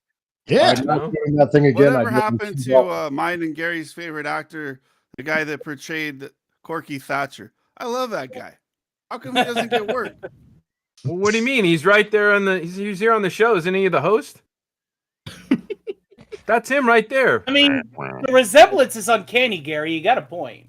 Right? I mean, they look a lot alike. I think maybe Steve could play him. Hey, Steve, Why don't they reboot that show with a person of color? Steve, put on your underdog shirt. I gotta find it somewhere. Actually, maybe that actor could play Steve in a movie about Steve. That would work. That would rule. Yeah, and he could do his own stunts, such as using a hair straightener on his beard. Brought to you by Hair Straightener for Beards. Steve paying homage to Tom Cruise doing his own stunts. He would be doing this stuff while straightening his beard hair. Himself. I mean, that's I didn't really buy this for myself, guys. My wife bought me this hair straightener for my beard. It was a gift. I have to use it.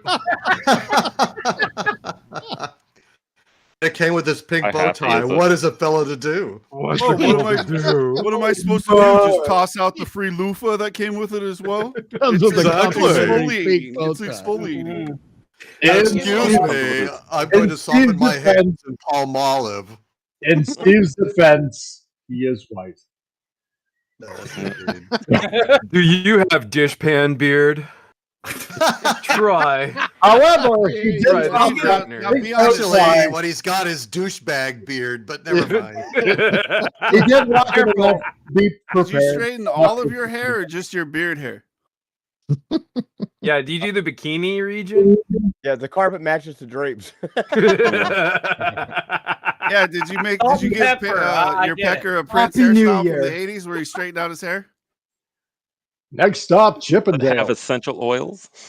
I like my sausage with a little salt and pepper. Oh yeah. Essential oils. Oh, essential oils. I like the smell like lavender. Well, gang, I gotta get running. I gotta get some stuff done before shit tomorrow hits the fan with Friday Night Frolics. But I just wanted to stop in and say hi and carry on and be toxic as hell. Well, we'll do you proud, DC. Good to see you, man. Brother. I know you will, brother. You're welcome on the show anytime, man. You know, if you want to pop on in sometime, just go for it. Other than that, it's the end of the year. Just make sure you have a good time, stay safe out there, and have even more of a good time. Don't drunkenly trip Dude, over that button. Dude, Will Rock, not. Harvey wants to come on. we have your Have a happy New bros Year, Duke model coming up. So All right, DC. We'll see you later. All right, guys. Thank Take you. it easy. Thanks Hey, for Duke coming. Booyah. Bye, y'all.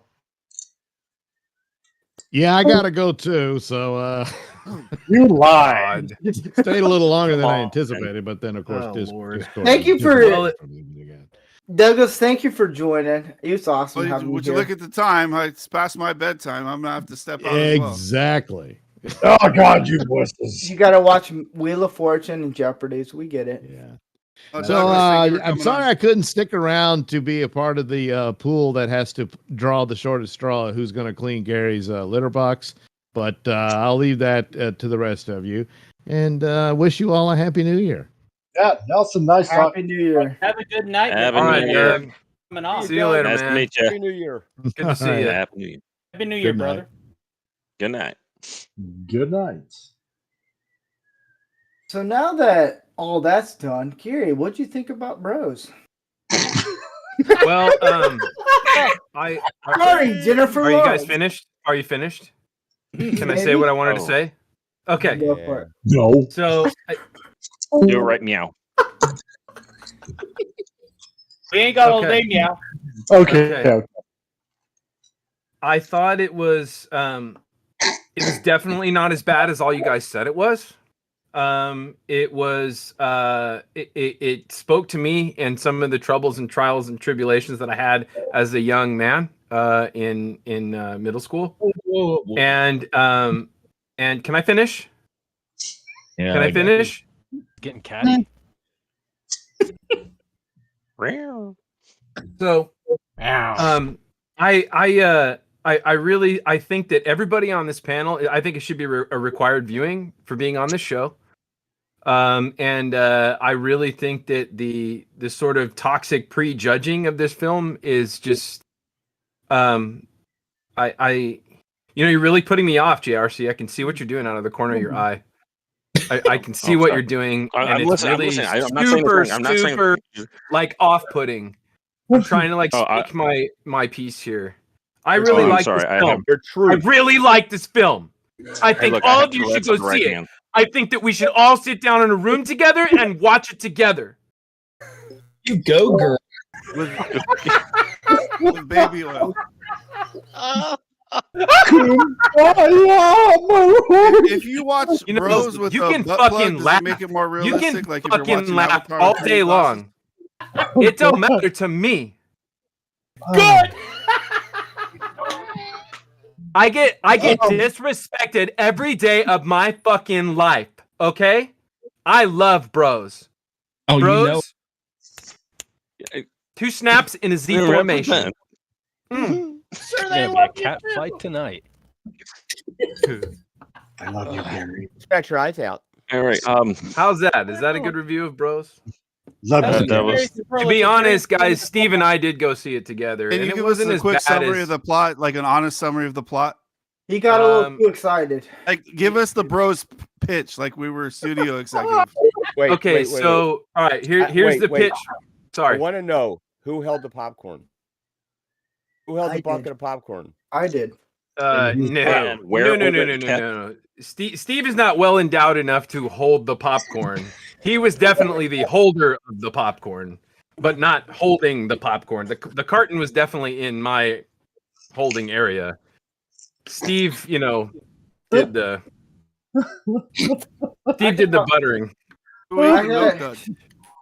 Jeez. Oh boy.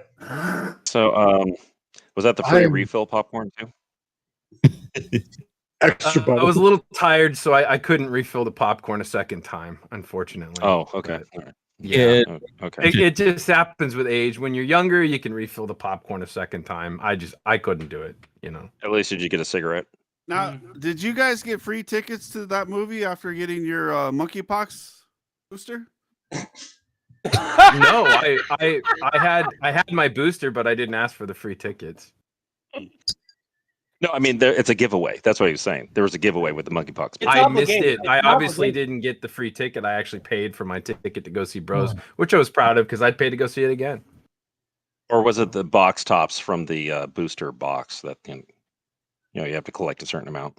I don't know. Is anybody else going to chime in on this 10. joke, or is this all on me? Look, Steve's on his fucking phone as usual. What the fuck whoa, are you whoa. doing? Help Did you me buy here. Steve's tickets? You As fucking someone who assholes want to recently- gang up and try to fucking gouge me. That's fine. Steve, get off your fucking phone and jump in the fucking goddamn joke. Inquiring minds. Fucking prick. Every fuck. Okay, look at you claws guys. are out You see this tonight. shit right now? Shut up. You see this shit? Look at him. Look at him. This is every fucking 5 minutes at work. This is what I do. I'm fucking holding up a goddamn fucking 400-pound piece of wood. I'm like, Steve, can you fucking help me over here, man? Fucking. Wow. Oh, sorry. Oh, sorry. Hold on. This is what you've done to me, Steve. No, there's a reason what I'm doing right now. Patience. Doesn't Steve have to go up the Patience stairs here. to the second floor if you're holding something on the first floor? To Shut help? up. Gary, I got Gary, some chocolate ice cream if you you need it. handling the legwork at the Hollow Thank you. Earth. Thank you, sir. It was very easy for me to install my arc reactor down there for Christmas. Appreciate it. My Gary, moist meat pocket as a newly transitioning non-binary person of color. Extra moist. There's I knew it. I Stop it, did. Andy. Gary, nice, Andy. Nice. Gary, I have a whole tub of chocolate ice cream in the freezer if you want it. Oh, God damn it. I Oh, need it boy. now. I need it like fucking now. That and a Zima. All right, I'll get that. I have a White Claw. I have a 10-year-old Zima sitting in the fridge right now. Oh dear. Disposable I'll take enema it. and I will chewable take milk. it. Zima, take me away. James. If he's a cat, though, wouldn't he prefer White Zima. Claw? Sorry. No, Mike, there's a how you reason doing? why. Good to see you, You'll man. see. Well, I'm doing pretty good. So I am so glad I came on this show tonight. So Yeah, I'm certainly real fucking glad I came on the show. I know, dude. I knew you I was have gonna been fucking so get much. the- Steve This just fucking texted me to bullshit. say how happy he was that you came on the show, Gary. That's Oh right. yeah, I'm sure he did. Oh yeah, he Well, I'm did. happy to see you, Gary. told That's us cool. how much Good to see you, man. honest, hardworking, very gracious employer you are. Yeah. I mean, I haven't seen Gary since last night, so Then we started smelling the bullshit. So I mean, yeah. you Right? tried. You Yeah. tried. I was How many sending of you the guys saw the Black to the Future pitch? I don't know who I Wait, sent it to, who I didn't. what? But it was on Chris Did Gore. you say Black to the Future? Yes, I I did. did. That's what. Oh, yeah. Okay. Mm. What up That's with good. that? No, It was on Film Threat. Are you guys familiar with Chris Gore's channel? Yes, but I yeah, bet when yes. Chris Gore's I'm the not same black guy now. that said She-Hulk was good. So I'm He not said speaking to him. She-Hulk was good. He What? watched he watched the first 4 episodes and he said like outside of the first episode, like the other ones were really good. I'm like, I must have watched a different She-Hulk because Yeah. I had a Well, friend. of mine She-Hulk that- was so good that they didn't even need a second season. They just That's fucking right. ended it. Boom, right there. Yeah, professional You know. shit. Beginning to I fucking couldn't put myself up to watching a solid. single episode. I just can't do it. Oh, it Didn't was they kill hilarious. Kevin Feige at the end?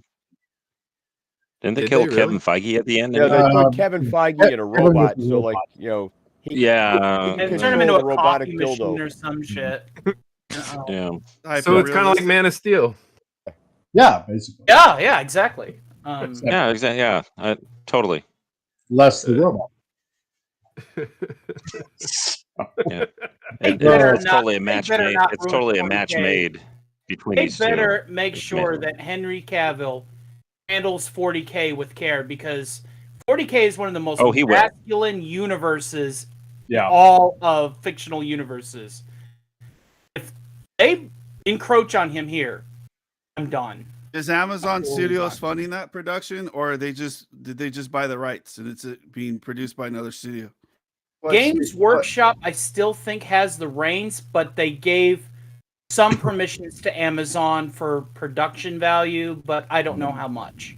I don't Well, think there's one any of the- chance in hell it's not on going to be a disaster if Amazon has the reins. Hold up. If it ends For up which being movie? like Rings of Power, I'll be very pissed. For which movie? For 40K. 40K. Okay, You so are on the here's the same thing. panel with us, right? Hold you on. fucking hear the show? Hey, everybody, know- welcome No, Steve to the If you show. weren't on your phone, you would know Steve, these. Damn. He's probably listening well- to the fucking show on his phone, and it's Hold like up. 10 minutes behind. There was a sale He's in on the hair chat straighteners right on now. Amazon, so he had to jump on it. Can we get Doug Anyway, back so we I can can give Steve a answer- summary? Just I watch can answer the Amazon thing real easily. So Warhammer is actually going to be done through a different studio. When Amazon, they have their own studio. When they do their own thing, it's terrible. But when they actually, like with Jack Ryan and other studios, do their own thing, and then Amazon's like, "Hey, we'll buy the rights to that. We'll let you do everything." Those are the good ones. So I think with Warhammer, it's going to be good because Henry Cavill is going to be like, "Hey, I'm the executive producer. I'm taking over. We're going to make this masculine, manly, nothing like Witcher, and nothing like what DC is doing. We're going to do our own thing." He really does care about this, and I think that's going to be something good for Amazon because what Amazon's doing with Rings of Power, from what I heard. What? We I'll don't take talk your about word Rings for of it Power. because I have not seen what you have seen. No, Rings so if of you Power. so look at Jack Ryan. Look I at think it's too anything. soon to tell until you see who the writers are, the showrunners, and the producers, Mm. and their track That's- record that's- of previous that's true. projects. Yeah. But if you look at a lot of shows like the Chris Pratt movie, Terminalist. Terminalist, That was Right. good. that's a phenomenal amazing. show. Yeah, it's a great film. I think every guy should see that movie. That's done from a different studio. It's all privately done, separate. It's done from another studio, and Amazon purchases the rights to it, right? Right, The rights so to, when- to Yeah. air it. So when you have to look at those things, when you see Amazon Prime or whatever they put on their label of like the smiley face stuff that they don't want to do the Hitler thing, scratch that. But you have to look at who did it. If it says Amazon Studios, most likely it's going to be bad. No. Guarantee it's going to be bad. If I think Amazon has learned its well, not all the way because Ring of Power. Let's clip that. Can you say that again? Let's clip that. So when Hollywood's learned its When lesson. Amazon does their smiley face and they use other studios, they buy the rights to that and they'll be like, "Hey, put it on their streaming service." Then it's going to be good because that's a whole different group of people doing that stuff. No. That's the problem. Like I'll promote Terminalist and Jack Ryan all day, even though Jack Ryan's written by the guy who did Lost. It's heavily supervised by people who know Tom Clancy stuff, and I haven't God rest watched the Tom. new. I know. I haven't seen the new season yet because I'm finishing up a bunch of other stuff on Paramount Plus. There's But a second season of Terminalist. no, they're doing. I think they got greenlit to do 2 more seasons. I know the second season's coming out soon, and that's going to be heavily done under Chris Pratt himself. He's taking the reins over that. That's Excellent. We know it's going to be good. That's good. There's a lot of questions I have for that show, and it's my wife when we were watching it. She didn't want to watch it because she's like, "Well, I don't want to give anything out, but there's a lot of stuff that happens in the show." And she's like, "Well, I don't know if this happens, like if this is what this is. I don't know what that is." They clear up a lot in the first season, and I really love that show. And I know the GOAT, he hammered that almost every day when it came out. He's like, "You got to see this show. You got to see this show." And I was like, "I know, but I got to watch Star Trek, watch whatever the fuck that show is." Yeah, but on this show we watch better shit, so that's why I wanted you to see it. And Willow. I know. You gotta watch Willow, no. Steve. See, the thing is here, right? Because earlier we were talking about Tom Cruise being, the last kind of action hero of sorts, right? Yeah. You know what? I'm going to tell you something. Only if Chris Pratt plays his cards right and keeps on putting out content like this, he could very well be up in the, let's say, figuratively speaking, the upper echelons of action stars heroes. Possibly, like seeing a revival of it. If I he think plays it's his cards possible for Chris Pratt I to carry could a see film him in without an Jennifer Expendables Lawrence. movie I if think that's so the point you're trying to make. I could see him in an Expendables movie. Here's the thing about Chris. Here's the thing about Chris Pratt is I love what he does outside of film. He goes hunting. He does all these. I don't know. I think he's from the Midwest, and he's very much a Christian, godly guy. Yep. He taught people how. He made a video, I think, about how to fillet a fish. He does all these things. Very masculine. But the problem I have with Chris Pratt is he went out and did something that just kind of ruined Christianity a little bit. And then his father-in-law, who's Schwarzenegger, who's a complete shitbag, if I could say it frankly. You man your freedom.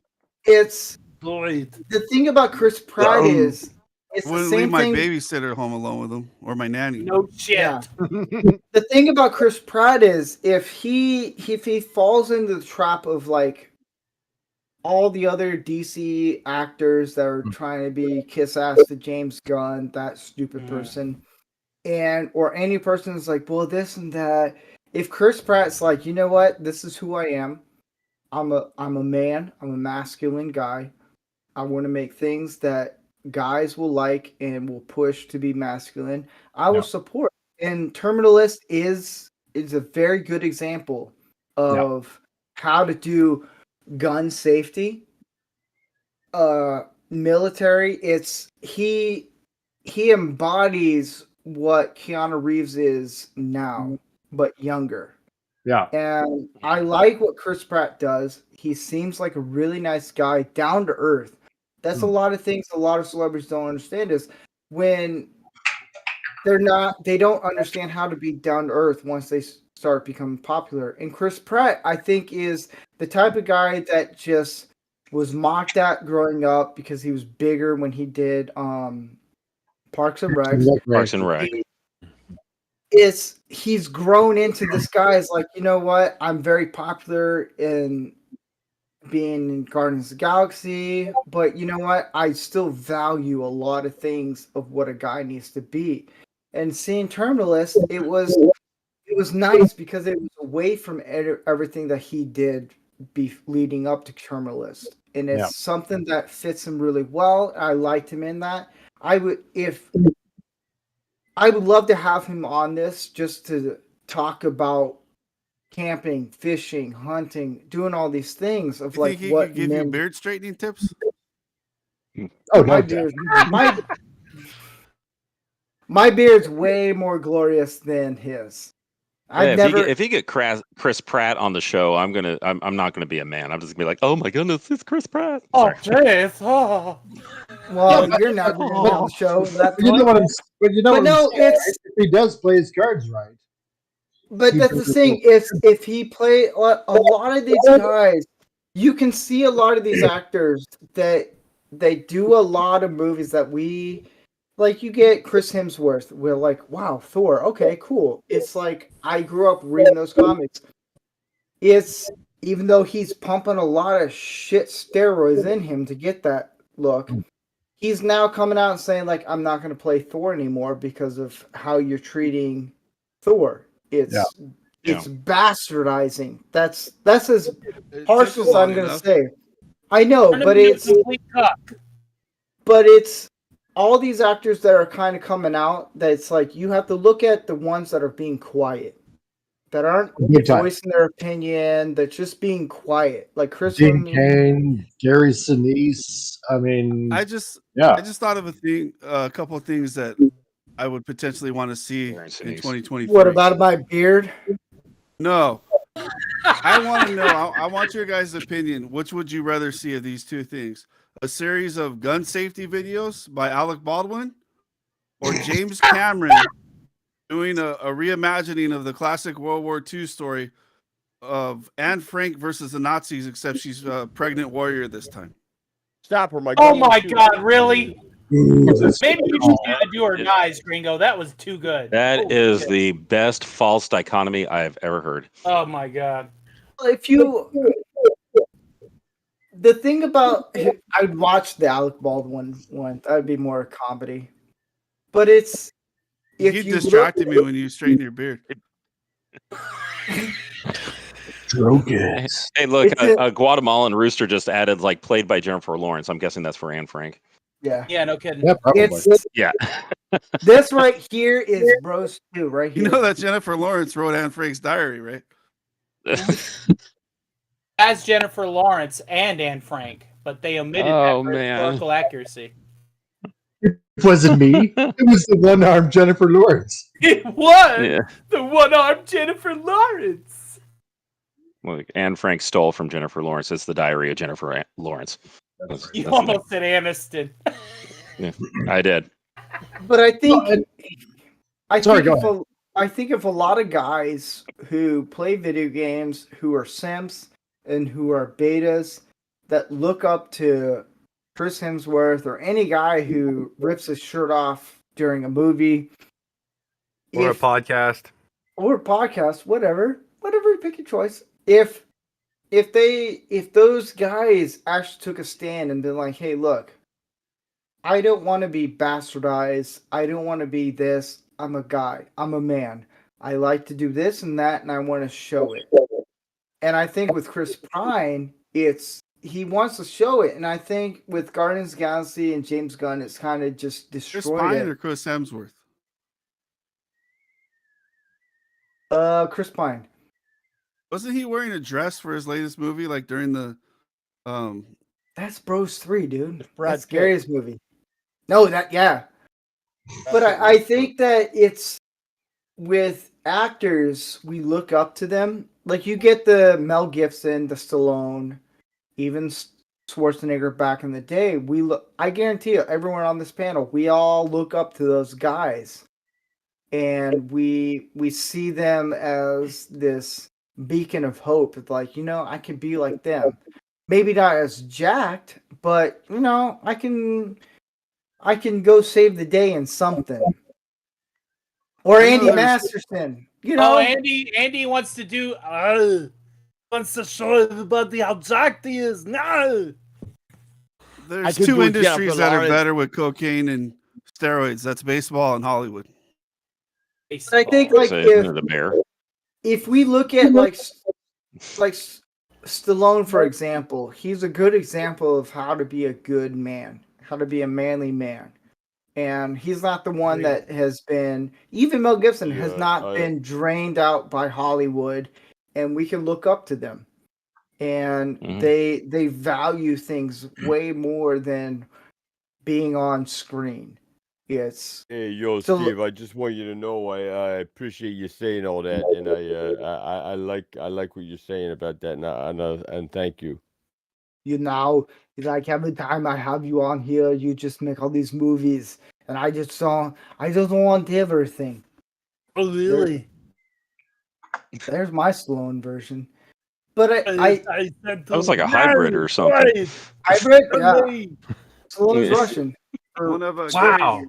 Wow, you guys, like, I totally felt like Arnold Schwarzenegger was actually on the show right now. Hey, that was fucking amazing. How you doing? Nice. It's almost Put the hot. cookie down. When did Gary get Hey, Gringo, show Gary the cat. Gary, you now, she wants right? to know why you didn't call her back. Gary. Oh, Gary. But I think there's almost like a slight problem though with idolization of all these celebrities that we grew up with. Yeah, they show a positive role model, of what manliness is and whatnot. But you know what? When you think about it, and stories do eventually come out of what these people are really like. Not every one of them, but some of them. It brings to mind, by their works you shall know them. And I would rather, how should I put it? I don't want to say emulate, but for lack of a better word, I would rather emulate somebody I look up to, what they're like in real life, rather than playing pretend on the screen. I mean, sure, yeah, stories that we've grown up with of, positive role models and whatnot. And that's great. Don't get me wrong.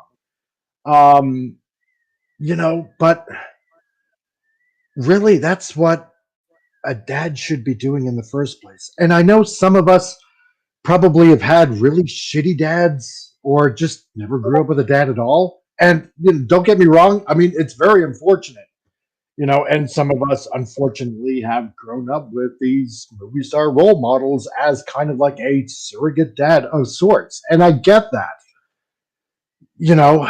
but I would rather see the merit in a person as they perform in real life rather than how they act, how they pretend on screen. But that's just me, Well, I think Because actually when you just it find was out, funny. sorry, go ahead. Yeah, when I was before the short started, I was listening slash watching a video by Michael Knowles from the Daily Wire, and it was about Dylan Mulvaney. If you guys know who she is, yeah, exactly. And it's called "The Rise of the Woke Hero Exposed." Yeah, exactly. Oh, there she is. Looks like Oh Andy. wait, Hmm. there they So- are. Oh yeah. Yeah. Oh, that thing. That's a good the impression. it's like I feel like a woman because I cried 3 times today. I bought dresses that I couldn't afford and everything. So yeah, but anyway, it was an interesting take on about method acting and trying to instead of trying to act, you're trying to make it more natural and kind of like it showed kind of the sign of like, for example, how it led Heath Ledger down the dark path he went to before he, well, as we all know, committed suicide. I'm sorry if I shouldn't say that on YouTube, but Yeah, we know don't say that's the what F happened to word. him. Okay, yeah, Fact matter. but it's something like that when you're acting, you're just supposed to play the part. You're not supposed to. It messes you up psychologically when you try to make it a natural part of your life. If you're playing something that's either pure evil or pure insane. Well, I mean, think about it. I mean, with Thanks, Andy. Thanks. the people that we grew up with on screen, very nice, Andy.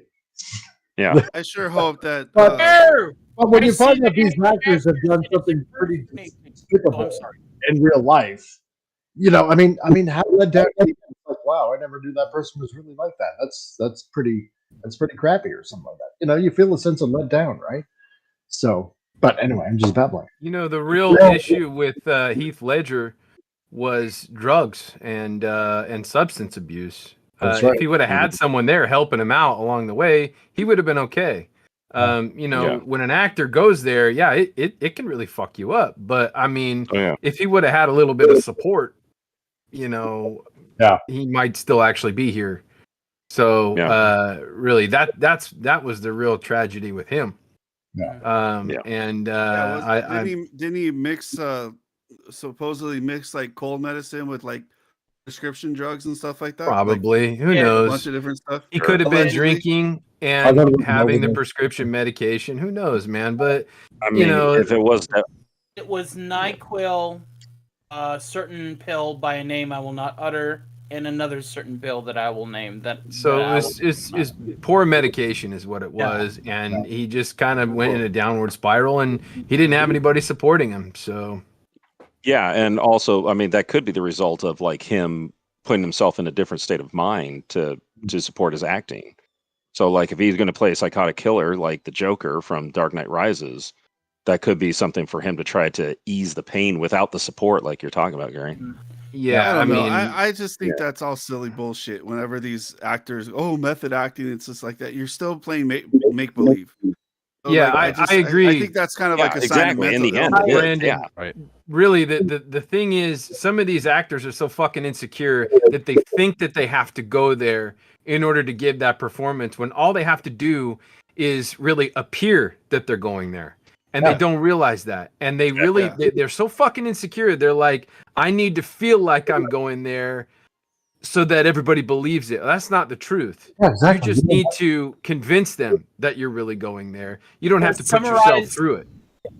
Summarize on Gary's point, it's like there's a difference between acting and role playing. Big difference. Yeah, I mean, the most important tool that you have as an actor is you have to be able to believe yourself.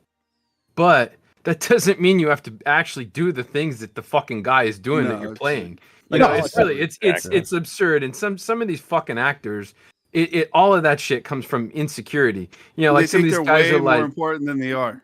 Well, it's you know what it is more so, Brandon, is they inside they don't feel they feel like a complete piece of shit. Yeah. So they're big up in themselves and they're like, oh, address me as my character name. Go fuck yourself. You know, oh, what are you kidding me?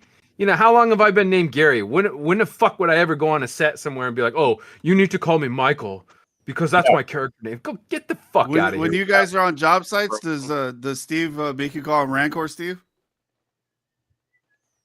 Yeah. he's not here right now. He's be right back. He had his straighten his beard. I'll pick up the joke.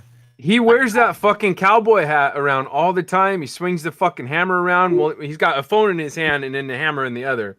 And he's always got the cigar and he kind of like tries to have that twang all the time. And I'd be like, Steve, he's like, whoa, it's Rancor Steve. He pulls that fucking bullshit on me. No. I figure that hammer is his What's fetish your point, for Down? I'm so glad that Gary saved it because I was about to throw myself on the chopping block. So them there you call me Rancor Steve. No, Steve is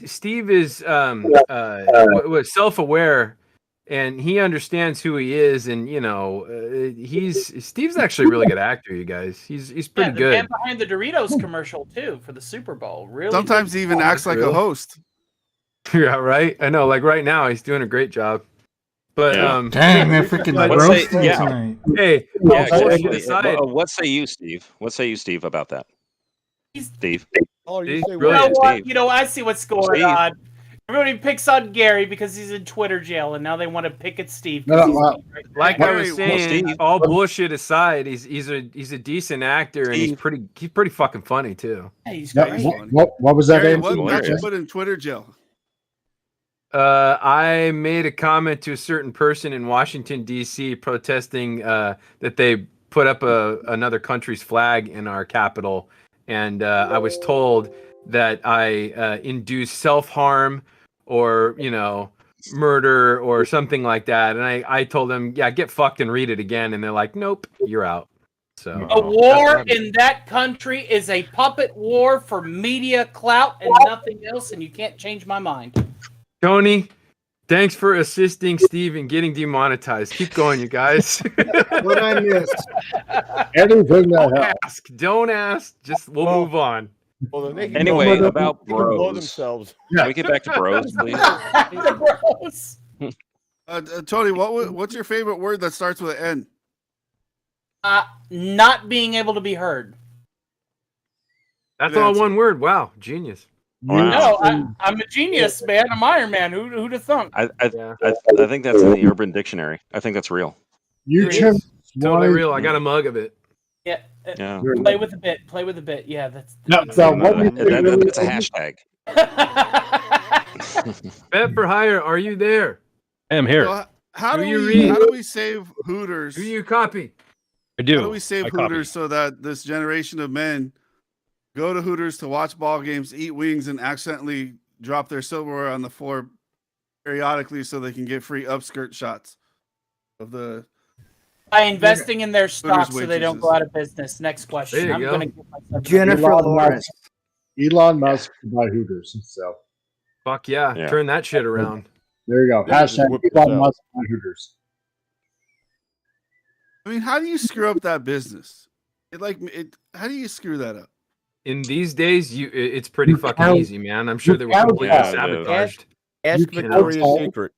Exactly. Yeah, right. That's true. God, Oh yeah, guys. yeah. There you go, dude. Straight up, I'm at the fucking mall with the little lady, and we're walking by Victoria's Secret, and that's no joke. They got like models that should not be in, you know, the window. You know what I mean? It's like it's like fucking upside down world. I know exactly what you mean. They have Gary. models with faces for radio and bodies for SeaWorld.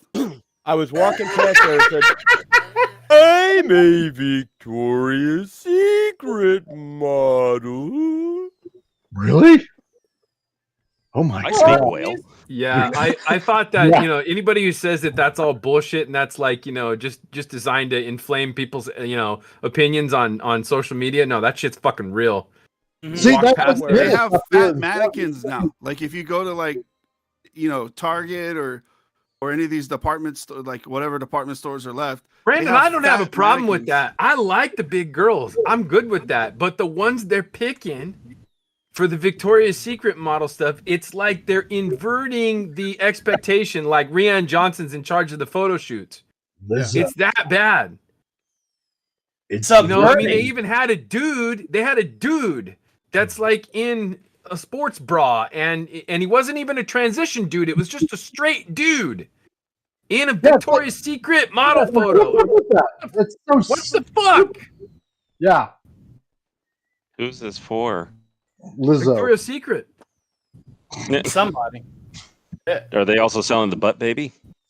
Now when you go to Victoria's Secret or place an order, instead of putting your bra size, you put your cholesterol number. Yeah, right. Got to input your BMI index. So so like how Walmart has McDonald's inside of them? You can do a Victoria's Secret level. Yeah, they stand inside. A lot like Burger King. Like that. Yeah, gotta keep up. Dairy Queen. So technically, that's the new girlish figure. You know how they always said, "I gotta watch my figure, my girlish figure." Now it's the new one is a quarter pounder with cheese. Oh man, JRC, if you look in the mirror, bro, that's the new girlish figure right there. We need to get back. You look like a fucking dude, then yeah, you're good to go. You can be you could be a Victoria's Secret model right now, JRC. We if you want are to. living in a new audience world, and she is a new audience girl. So with my current dad bod, if I just identify as a woman and then try to make it as a Victoria's Secret model, you're in. You're I'm fucking in. in. I am in. You will rake it in. You'll have an agent. They'll fucking set you up. You will go around the world and they'll photograph you and they'll be like, you're so strong, you're so powerful. And you'll laugh all the way to the bank. So there we go. Nat 20. There we go. Gotta do it. Do it, baby. All right. Ooh la la. Ooh, they touched my. Hold on a second. Let me go get some of my beard straightened. Come on, Steve. You know you. Come on, Steve. Steve, you got competition. Come on, Steve. Do it. Right. So brave. Rotate on. Hey. Do it. I didn't know we got Chris Farley on. Masculinity. Okay. Wow, that was the best Chris Farley bit I've ever seen in a while. I try my best. So there you go. Yeah. Yeah, that was the skinniest Chris Farley imitation I've ever seen. So hey, look, I guess so. I guess Comic Relief just got himself a new Twitch channel. Going to be making millions of dollars now. All you need is a hot tub. Comic Relief. That's right. Oh my God! Yeah. Comic Relief in the hot tub. Demonetized. Dollar bills, y'all. Yep. These nipples are gonna get so long it'll be like 3 peppermint sticks. Hey, look, poking right out. Well, look, you could drop. People will drop $5,000 for your farts in a jar if you want. Oh my God! What the girls do. Sell your bathwater, man. Sell your bathwater. Right. Yeah, the bathwater. That's right. Yes. Yep. Gary, have you thought about selling any of your litter box clumps?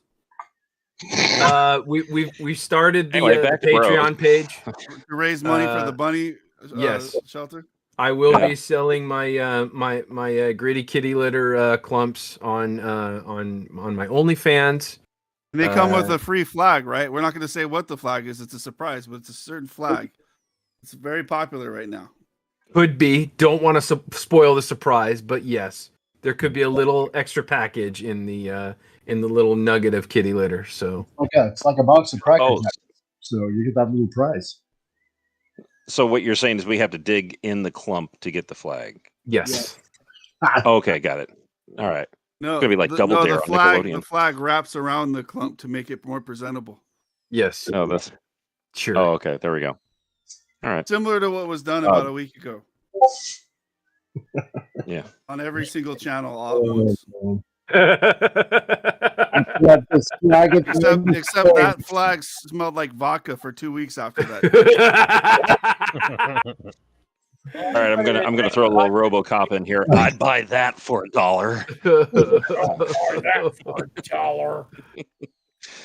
At this point, at this point, I never signed up for this world. I never imagined that real life would become more parody than any parody someone could possibly come up with.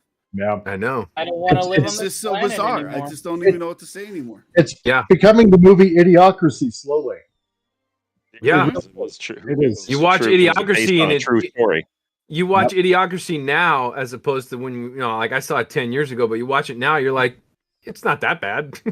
Yeah, it's not that far off. Like you're kind of like, oh, it's kind of funny. It's acceptable, but it's kind of funny. I mean, I can understand plants wanting more electrolytes. Yeah, that's right. That's what plants crave. That's Absolutely. You're muted, Mike. Hey, also, aren't they already making Soylent Green? Yeah. Probably No, they talked that's about people. it. They talked No, about it. I mean, it's already in the bottle. They And got dude, Soylent look in the at bottle look already. at It's gonna be starring Greta Thunberg. dude. Yeah. Look at now. Now they're talking about How up dare in, you. Mike, and up in your neck of the woods. They're talking about like voluntary euthanasia. Yep, That's they are. straight out of fucking Soylent Green. It is. Put them in front of a big giant fucking Costco-sized TV and run their asses out. That shit's scary. It's like that shit is Man-O-Rama, the fucking suicide scary. movie. It is, yeah. And Prime Minister Trudeau, he's all for it. Starting it out in BC, and they started this like pretty much around last year. I thought Prime Minister Joe heard about the whole euthanasia program, and he just dressed up in a youth in Asia costume, That was the like a Here's- geisha. So- Here's a question: who's more manly? Oh shit! I blinked out.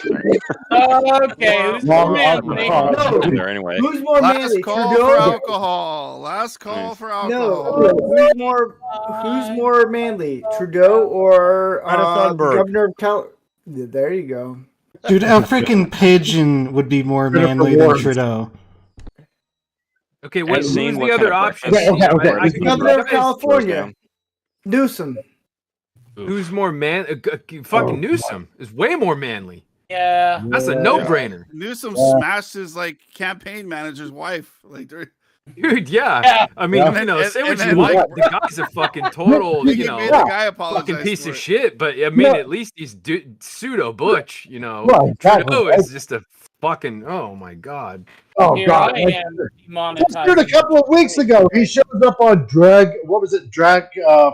What's that drag show with RuPaul? He blackfaces a crayon. Oh, Drag, that too, yeah. drag strip or some shit Drag, like that. drag race, Canada, Yeah. right? He just happens Don't to ask me step how I know that. Please don't ask me Meat how I know pockets that. and maple syrup. You I'm going to googled say it. it was Mrs. You- Cares. You haven't heard from his wife in about a year and a half, right? Like this guy is literally a friggin' Mr. Potato Head. Like, Well, what wasn't was he it? afraid of truck horns? Yeah. Oh, yeah, exactly. Back in February. Yeah, wasn't he afraid of semi-truck horns for a while? They're too loud. We gotta implement the Emergencies Act, which is it shouldn't have been in. Whatever. I'm not gonna get all political on that, but Didn't he make for a bomb shelter when he heard a flock of geese flying overhead? yeah, He fucking hit the deck and all of his security fucking jump on him. Yeah. Fucking Oh, dude, goose I- crossing the fucking road. Yeah. Those records over there in February, man. Kudos to them. And but shit. Yeah, sorry. Anyway, We're sorry, Mike. We're sorry. We're sorry you have to deal with that. Whenever you want to come and move down here with us, man. When you want to dude. escape, come and hang out with us. oh God, give Mike, me a are you whiskey. angry? I have been angry. Mike, are you for angry? Because 7 years. you're Canadian. You can't be angry. I was going to say, yeah, you're supposed to be polite, Yeah, right? but like I said, I'm in the Texas of Canada, which is Alberta, right? So I can be angry. How many of I'm you guys okay heard with it. about that pastor in Canada that got thrown in jail repeatedly for trying to? Arthur Pulowski, Yeah. I know the Yes. guy. Arthur Pulowski. 40 saw minutes away.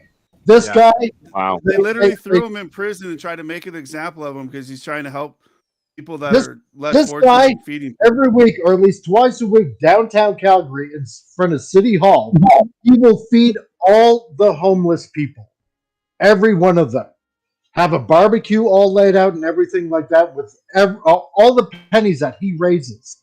He will go downtown and feed all of the homeless people down there.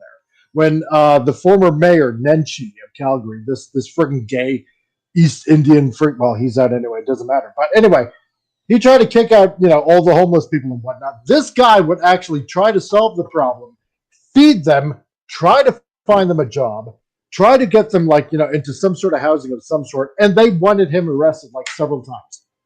And during the whole COVID thing and whatnot, because I mean, God, we got rights, They right? banned him from having They church banned services. Yeah, they banned them for having church services, but no, oh no, Muslims can go ahead and open their mosque and whatnot. That's perfectly fine, but no, shut down all the churches. You can't have that. No. Anyway, well, there was this lady in United Kingdom that just got arrested for praying outside of I don't know where. Okay, well there you go. But cops came over. Yeah. Cops came over and just fucking arrested her. Yeah, she wasn't even praying out Don't do loud. it, Steve. She was Don't actually do it. praying Put to the bottle herself. down, Steve. Put the I bottle could be down, praying Steve. in my head, and they arrested me for praying in my head. Anyway, Steve, Mike. can you name a word that rhymes with maggot? yeah. It's a French bread. Blag it. Good save, Andy. It comes from the Egyptian word of baguette. Hey, Mike. If Yeah. you move to Texas, you'll have a senator who's half Cuban instead of a premier. Yeah, that's right. Beto, I want to vote for. I want to vote for Beto or Lord. I hope Mike How is did you guys know? This is really bad. I'm not familiar with how the election system works in Canada, but how does a drama teacher get elected? How does a a part-time drama teacher, part-time ski instructor, it's not who you know, it's who you know, right? Just world jet set, like he thinks he is literally a world citizen, right? He does. He thinks he's a citizen of the world. His granddaddy made Glory hole festivals doesn't make you a citizen of the world.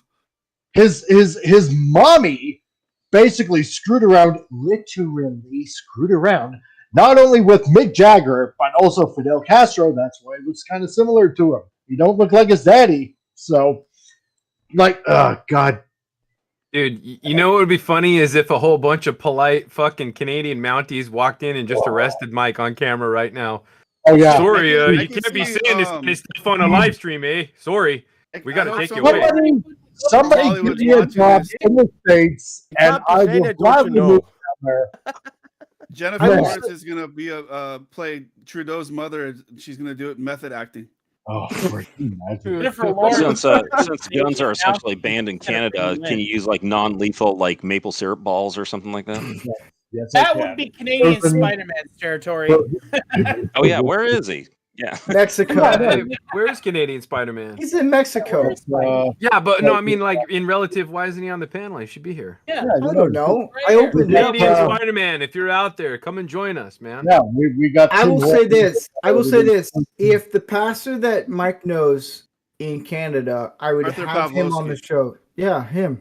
Yeah, I highly recommend listening to sermons or interviews with him. I would have him on the show. YouTube channel, and he's done some interviews that I think are going to age very well based upon how he was treated during the pandemic. Yeah, well, also on top of that, because he grew up, I believe it was in Poland, right? Under Soviet occupation. Yeah. So he knows about everything that's going on anyway, right? And he's been screaming at the top of his lungs and warning people not to comply with it. The Calgary police has gone to his home several times. Yeah, he'll just call him right out, call him Nazi. Because that's exactly what the Nazis did on top of that, right? That's right. There was a video that's how I first heard about him. There was a video that went viral when when they tried to shut down a service he was doing, where he was doing a service and also helping out the homeless. Yep. And he called. Do you got the video of it right now? People would go to his church, to his parking lot, and literally throw nails and screws all over the parking lot. I've got about 200. What is it? 200 gigabytes of these recordings. I've ranted long enough. I don't want to seem like I'm stealing. So Dan Crane just commented. He was like, "What's been happening, buddy? We don't know." Lots of topic has gone all over the place, and somehow we got to Canada, and then we're hinting at the Canadian truckers. See what happened? That was the best event this year. Is that whole Canadian trucker thing? And I kid you not, I have problems with sound, but if I'm hearing a bunch of patriotic Canadians laying on their horns all day, all night until they're sleeping. You know what that sounds like? That sounds like Canadian freedom to me. Yep. I made T-shirts. I even tried to sell the T-shirts back in February, trying to raise money for these truckers and whatnot. And then look what happened after that. People started rising up in Australia. People started rising up in France. People started rising up in Germany, in England. And then on top of that, the farmers. What happened after that, right? Like the protesters with the farmers all over Europe. And now the same thing was happening here in Canada with the farmers too, raising up. So, people have had it. Men are like literally rising up and saying, we've taken enough of this bull crap, this woke ideology bull crap of you can't say this, you can't do that, you can't, do The whatever NHL without is now our selling permission. pride jerseys. No, exactly, right? Enough is enough. It's time for friggin', when did everybody all of a sudden get freaking castrated? Seriously. It's like back in World War II When when the Jews were getting persecuted. Not even the church spoke out against it. My grandmother did. She almost got killed for it when she was in Germany, right? She was told by the Nazis, you better shut up or you're going to disappear. But, you know what? Everybody just, since George Bush Sr. bringing in this whole, we got to be politically correct here and just, choose our words carefully. Bull crap. That's when this whole bullshit started in the first place. Sorry for swearing. Yes, sir. But as long enough. as you don't say the F word, you're okay. Going through the freaking tulips, right? Just say what you mean to say. Say it. I don't give a crap who's friggin' offended. I don't care if I hurt your poor little pronoun freaking feelings.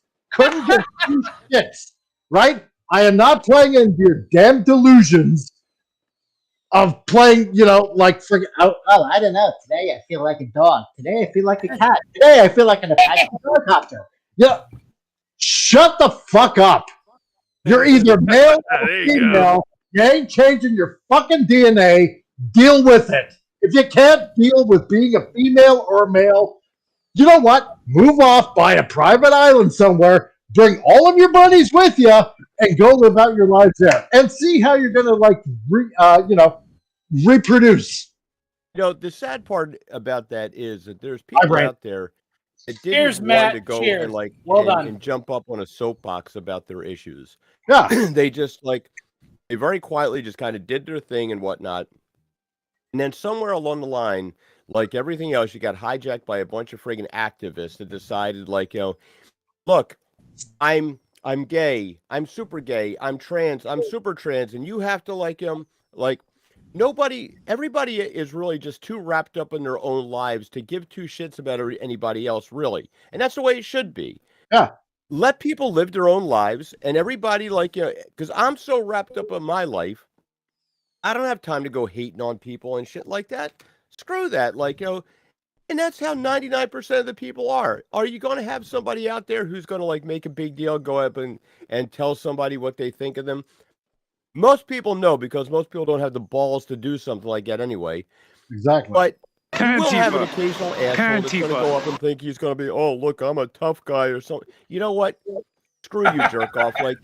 Go back in your little hole, live your life, and let everybody else live theirs. Yeah. You don't need to go around and you don't need to change languages and change society, because if all you're concerned about is your feelings, you're a narcissist. That's all it is. It's all that matters to you is you and your feelings. Exactly. Do what everybody else does. I don't go out there and say, I don't put on a friggin' a sweatshirt on that says, hey, 19-year-old hot redheads apply here. Nobody needs to know that hey, this guy likes 19-year-old hot redhead females. But that's the thing. It's everybody's got their thing, right? I don't go into Walmart after 9:00 and I see some friggin' trailer park looking couple with whipped cream and duct tape in their cart. I don't want to know what they're doing with it. I don't want to think about it. I don't want to get this mental image of the 350-pound woman coating herself in whipped cream. I don't want to think about that shit. Ooh. And yet, you know what pairs perfectly with whipped cream and duct tape? Stop rivets. What? Beard oil. There you go. No, but you're right, Andy. You know, it's like what Andy Warhol said, right? Like in the future, everybody will have their 15 minutes of fame. Now you got a whole freaking generation, like of everybody. I mean, what we do is kind of different, you know, because we're kind of like trying to point out the ills of society, what we can do to hopefully fix it. But like everybody is so damn narcissistic out there. Everybody wants their face plastered all over the place. Oh, look at me, look at me. And then on top of that, they got to either invent some sort of mental disorder that they have, just so everybody takes pity on them. Or like friggin' what's his face, Sulu, like I'm gay and persecuted. Oh, look at this person, I'm gay and persecuted. Shut up! No, you're not. No, you got the freaking go ahead and do whatever you freaking want to do, right? Because you're telling everybody you're like persecuted because of your proclivities. No.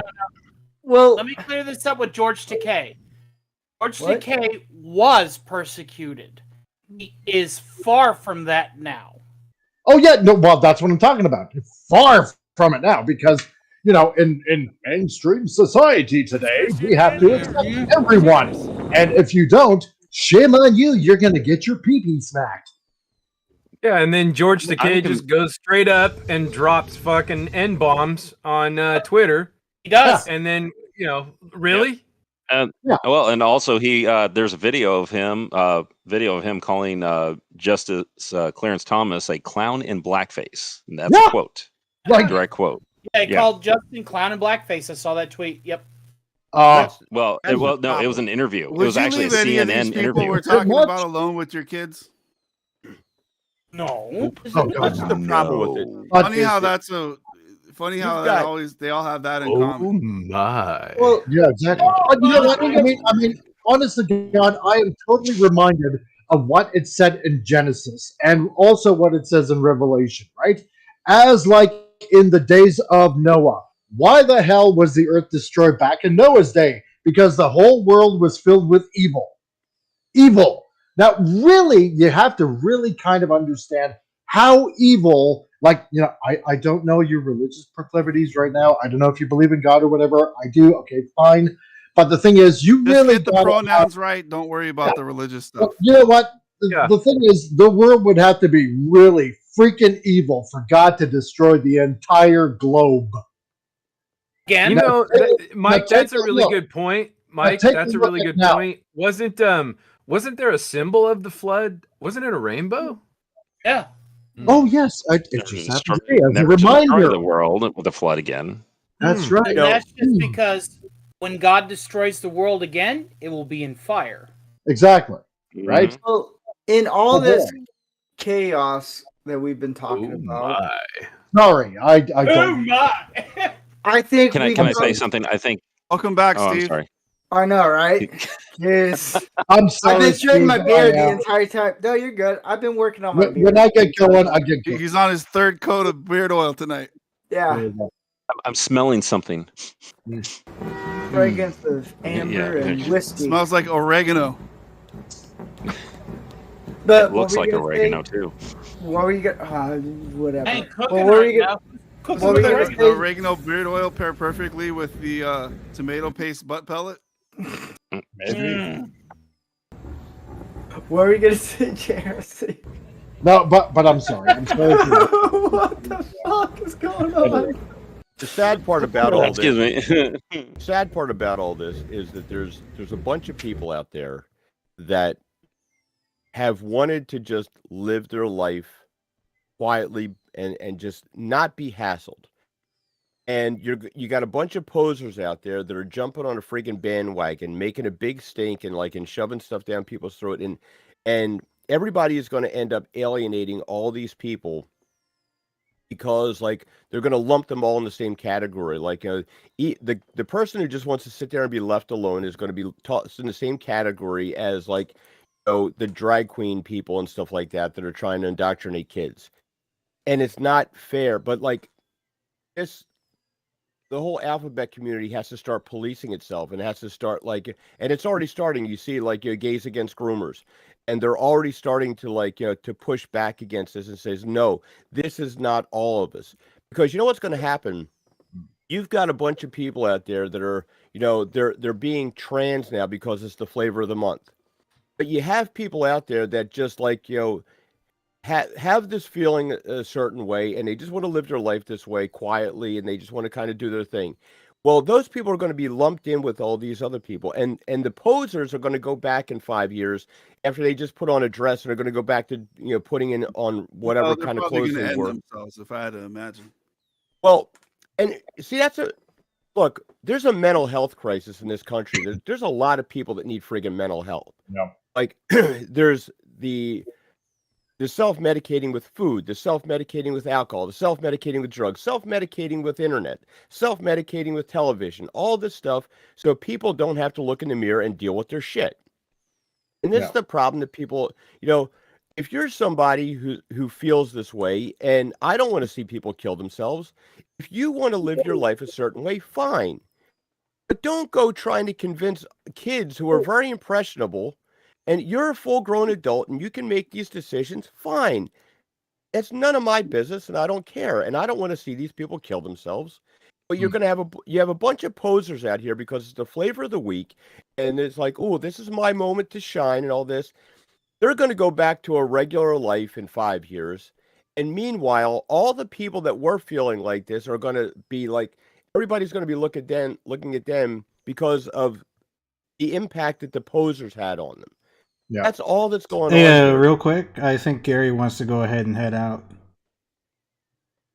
Yeah, I'm gonna head out, guys. Good night, Gary. Hey, it's good to see y'all. I love you guys. We will see you on the Wednesday show. Hopefully, you guys will be there in the chat. And then, keep on fucking keeping on. And this is a cool show. And everybody, check the show out every Thursday night. Man-O-Rama. It didn't get any more manly than this. I'll see you guys later. See you, Gary. Have a good time. When Steve comes back, I'll let him know you stopped by. Before you head, brother, just I'll let you know, man. Appreciate you, man. Okay. Yeah. See you guys later. And Good JRC, night, Gary. and JRC, I think you have to dip. Yeah, I do. I'm sorry. I'm actually wide awake. I made some nice coffee, but the thing is that I do have to go. So Tom Cruise is calling you. Tom Cruise, bros, Right. Have a happy New Year, JRC. Thanks for coming on. Thank you very much. Yeah. Okay. Well, thank you guys. It was great. It was great being back, and I should be good for also next week too. So I'm so glad I called off work to hang out with you all. Oh, thank you. Did you We really appreciate do it, too. All right, guys. I got to go. I'll see you later. Yeah, See you later, nice JRC. Bye bye.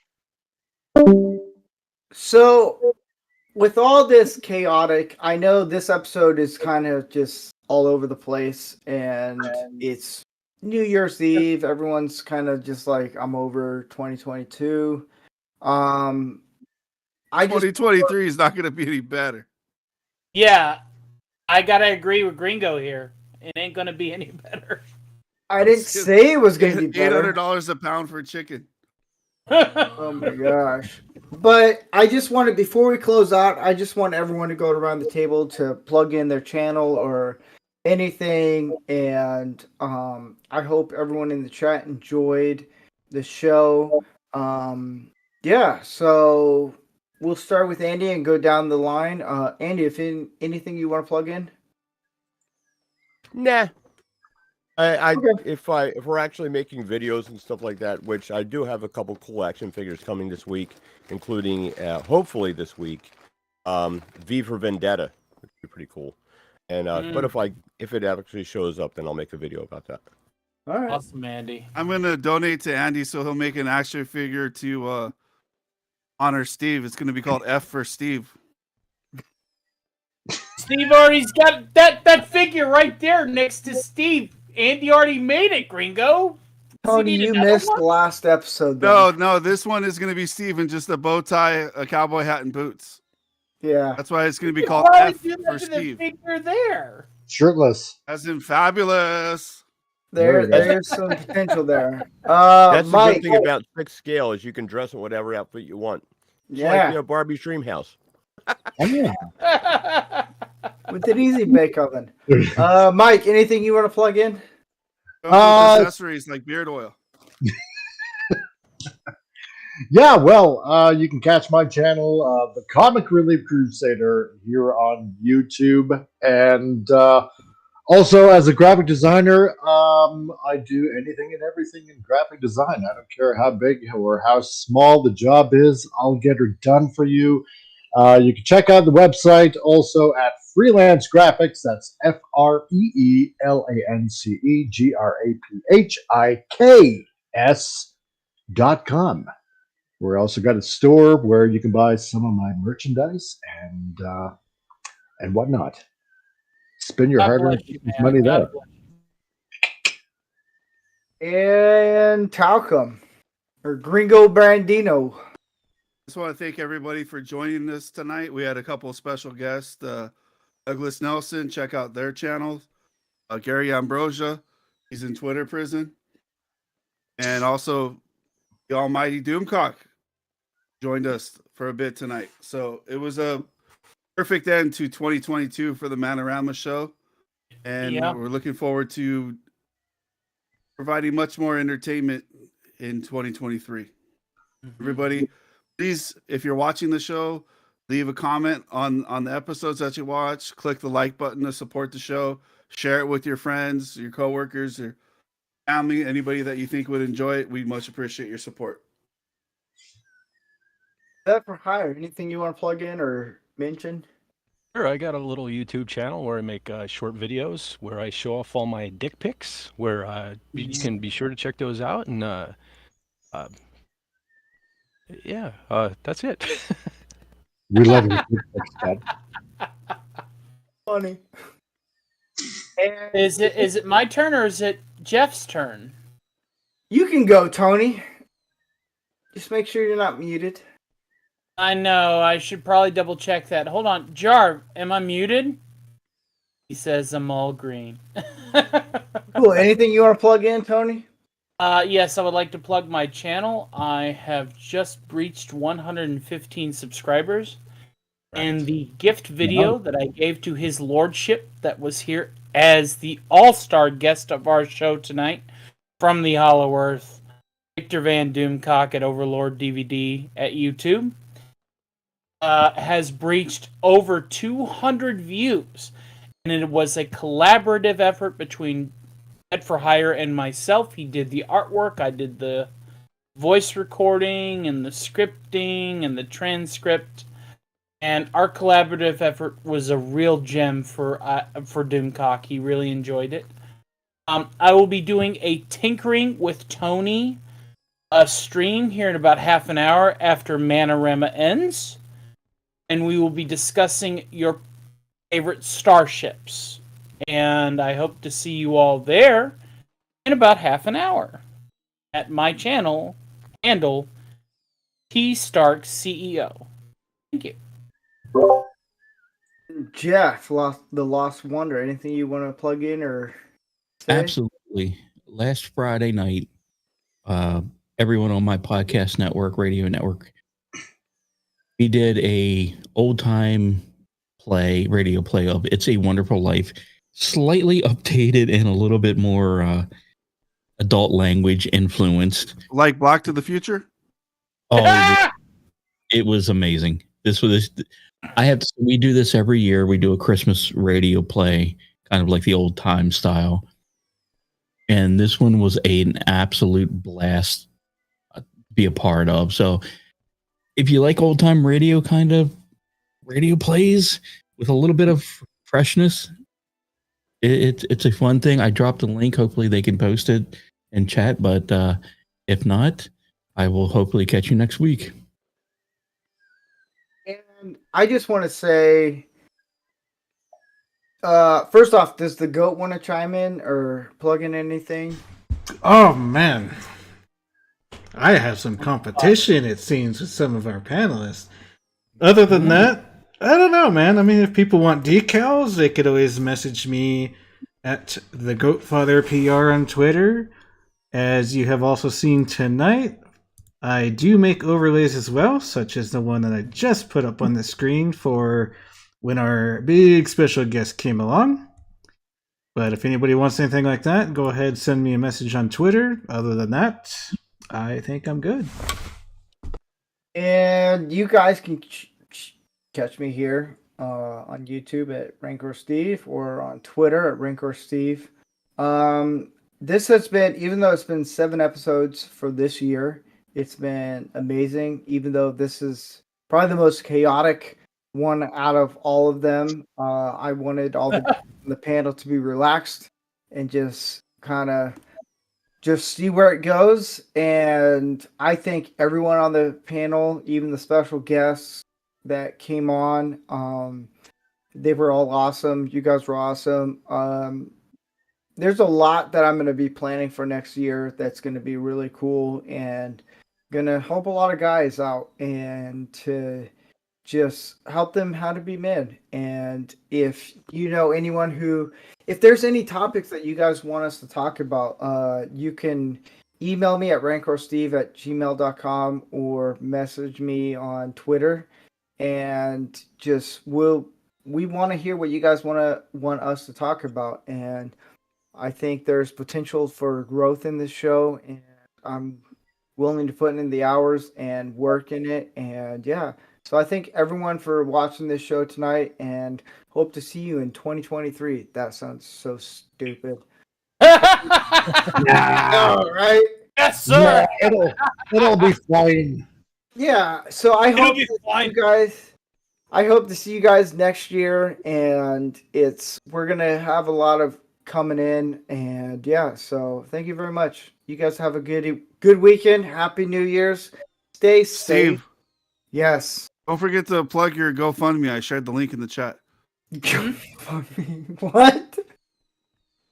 You know, You forgot already? Shit. there's probably like 20 GoFundMes all looking for my shirt somewhere, but you know, I don't know. But you know, you guys have a good weekend. If you guys are out drinking or going out to bars, just be safe. Uber, Lyft, whatever you need to get back home safe. And guys, just be manly, masculine. Let's knock 2023 out with masculinity. If it's toxic, be toxic. You know, be safe. All right, you guys have a good weekend. All right, good night, everybody.